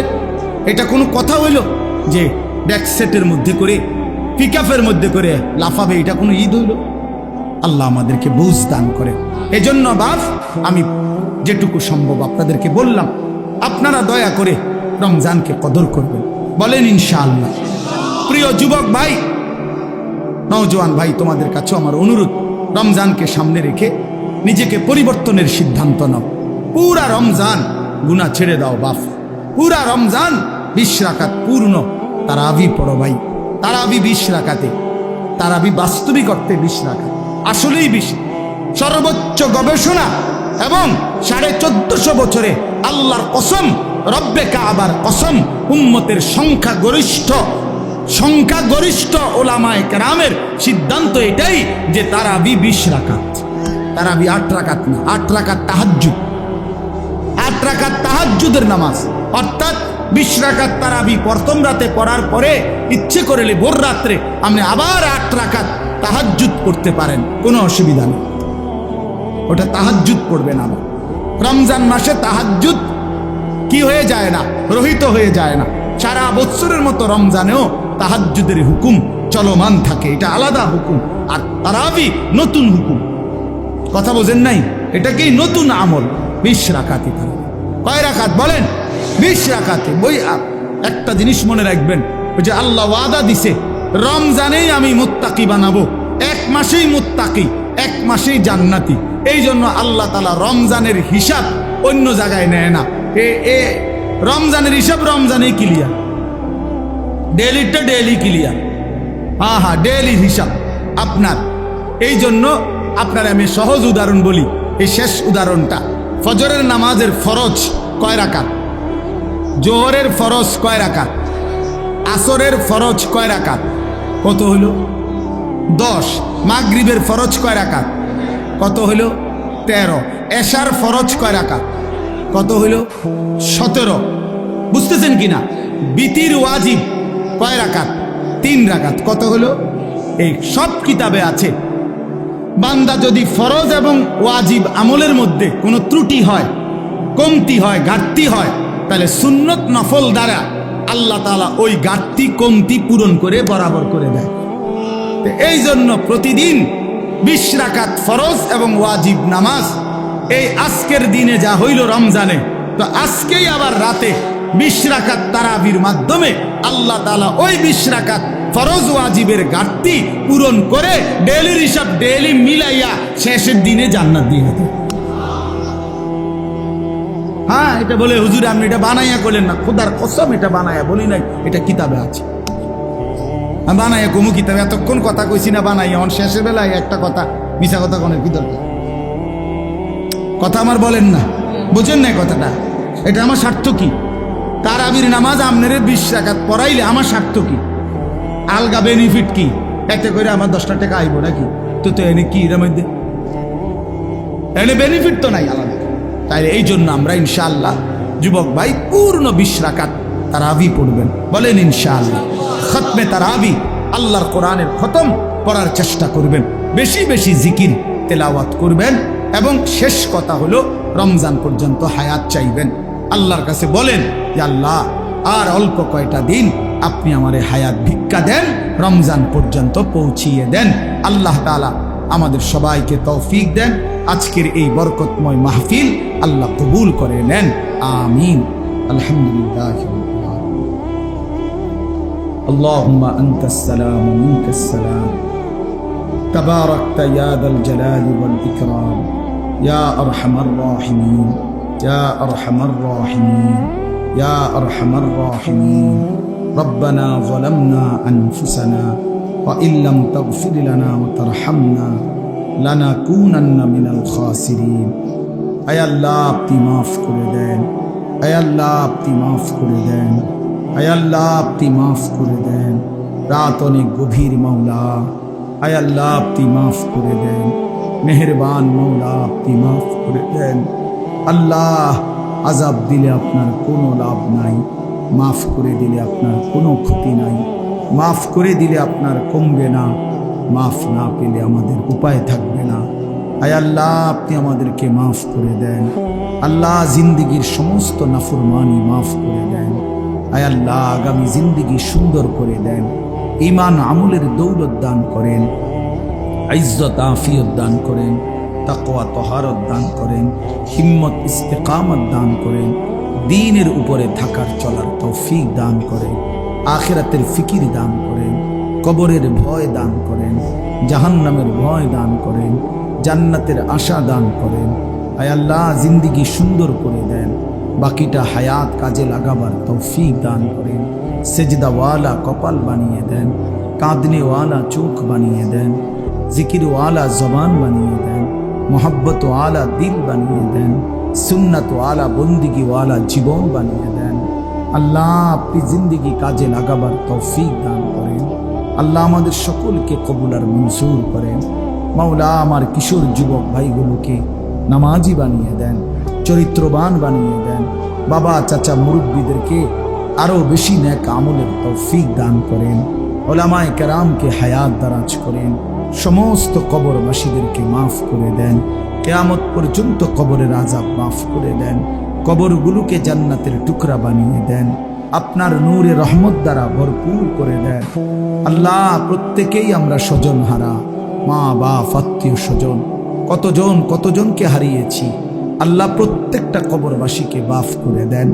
আল্লাহ কিয়ামত পর্যন্ত মাফ করে দেন। আল্লাহ অসুস্থ বিমারি যারা শিফায়ে কামেলা আজেলা দান করেন। প্রত্যেকের কামাই রুজিতে হালাল বরকত দান করেন। শহরে বন্দরে দেশে বিদেশে প্রবাসে যে যেখানে আছে সহি সালামতে নিরাপদে রাখেন। হালাল রোজগার করার তৌফিক দান করেন। প্রবাসী বাবা ভাইদেরকে ঈমান আমলের সাথে থাকার তৌফিক দান করেন। আল্লাহ আমাদের সকলকে কবুল আর মঞ্জুর করে নেন। আয় আল্লাহ আমার দেশকে নিরাপদ করে দেন, আমার দেশকে নিরাপদ করে দেন, আমার দেশকে নিরাপদ করে দেন। আমার প্রতি ইঞ্চি মাটিকে আল্লাহ, আমার মাতৃভূমির প্রতি ইঞ্চি জমিনকে আপনি নিরাপদ করে দেন। প্রতিটা মানুষের জান মান ইজ্জত আবরুর হেফাজত করে দেন। মওলা আল্লাহ আপনি কবুল করেন, আপনি মঞ্জুর করেন। আয় আল্লাহ সারা পৃথিবীর মজলুম মুসলমানদেরকে বিজয় দান করেন। ফিলিস্তিনের বিজয় দান করেন, গাজার বিজয় দান করেন। ইসরায়েলের ইহুদি বেঈমানদেরকে ধ্বংস করে দেন। মজলুমের বিজয় দান করেন, জালেমের পরাজয় দান করেন। আল্লাহ আপনি আমাদের সবাইকে কবুল আর মঞ্জুর করে নেন। আয় আল্লাহ এই জাবালে নূর মডেল মাদ্রাসা আপনি কবুল করে নেন। আল্লাহ আপনি কবুল করে নেন। ভাইদের এই ইন্তজামের মধ্যে বরকত দান করেন। মাদ্রাসায় ছাত্রছাত্রী আরও মিলায়া দিয়েন, উপযুক্ত উস্তাদ শিক্ষক মিলায়া দিয়েন, এলাকাবাসীর দিল মাদ্রাসার সাথে সম্পৃক্ত করে দিয়েন।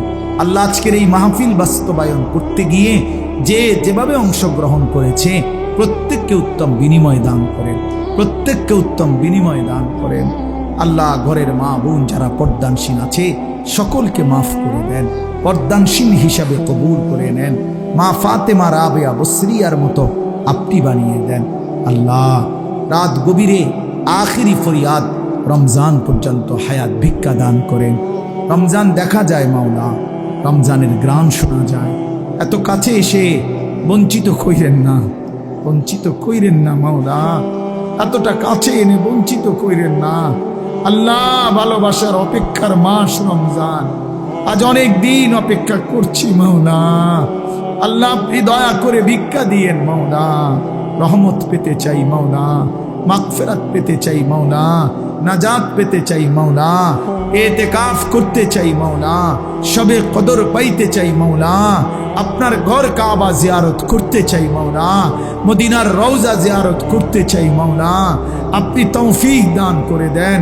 আল্লাহ যেই ভাইরা যেই বন্ধুরা আপনার কালো ঘর দেখে নাই, মদিনার সবুজ গম্বুজ এখনো দেখে নাই, আল্লাহ ওই চোখকে আপনি শান্ত করে দেন। আল্লাহ করে দেখবার তৌফিক দান করেন, দেখবার তৌফিক দান করেন।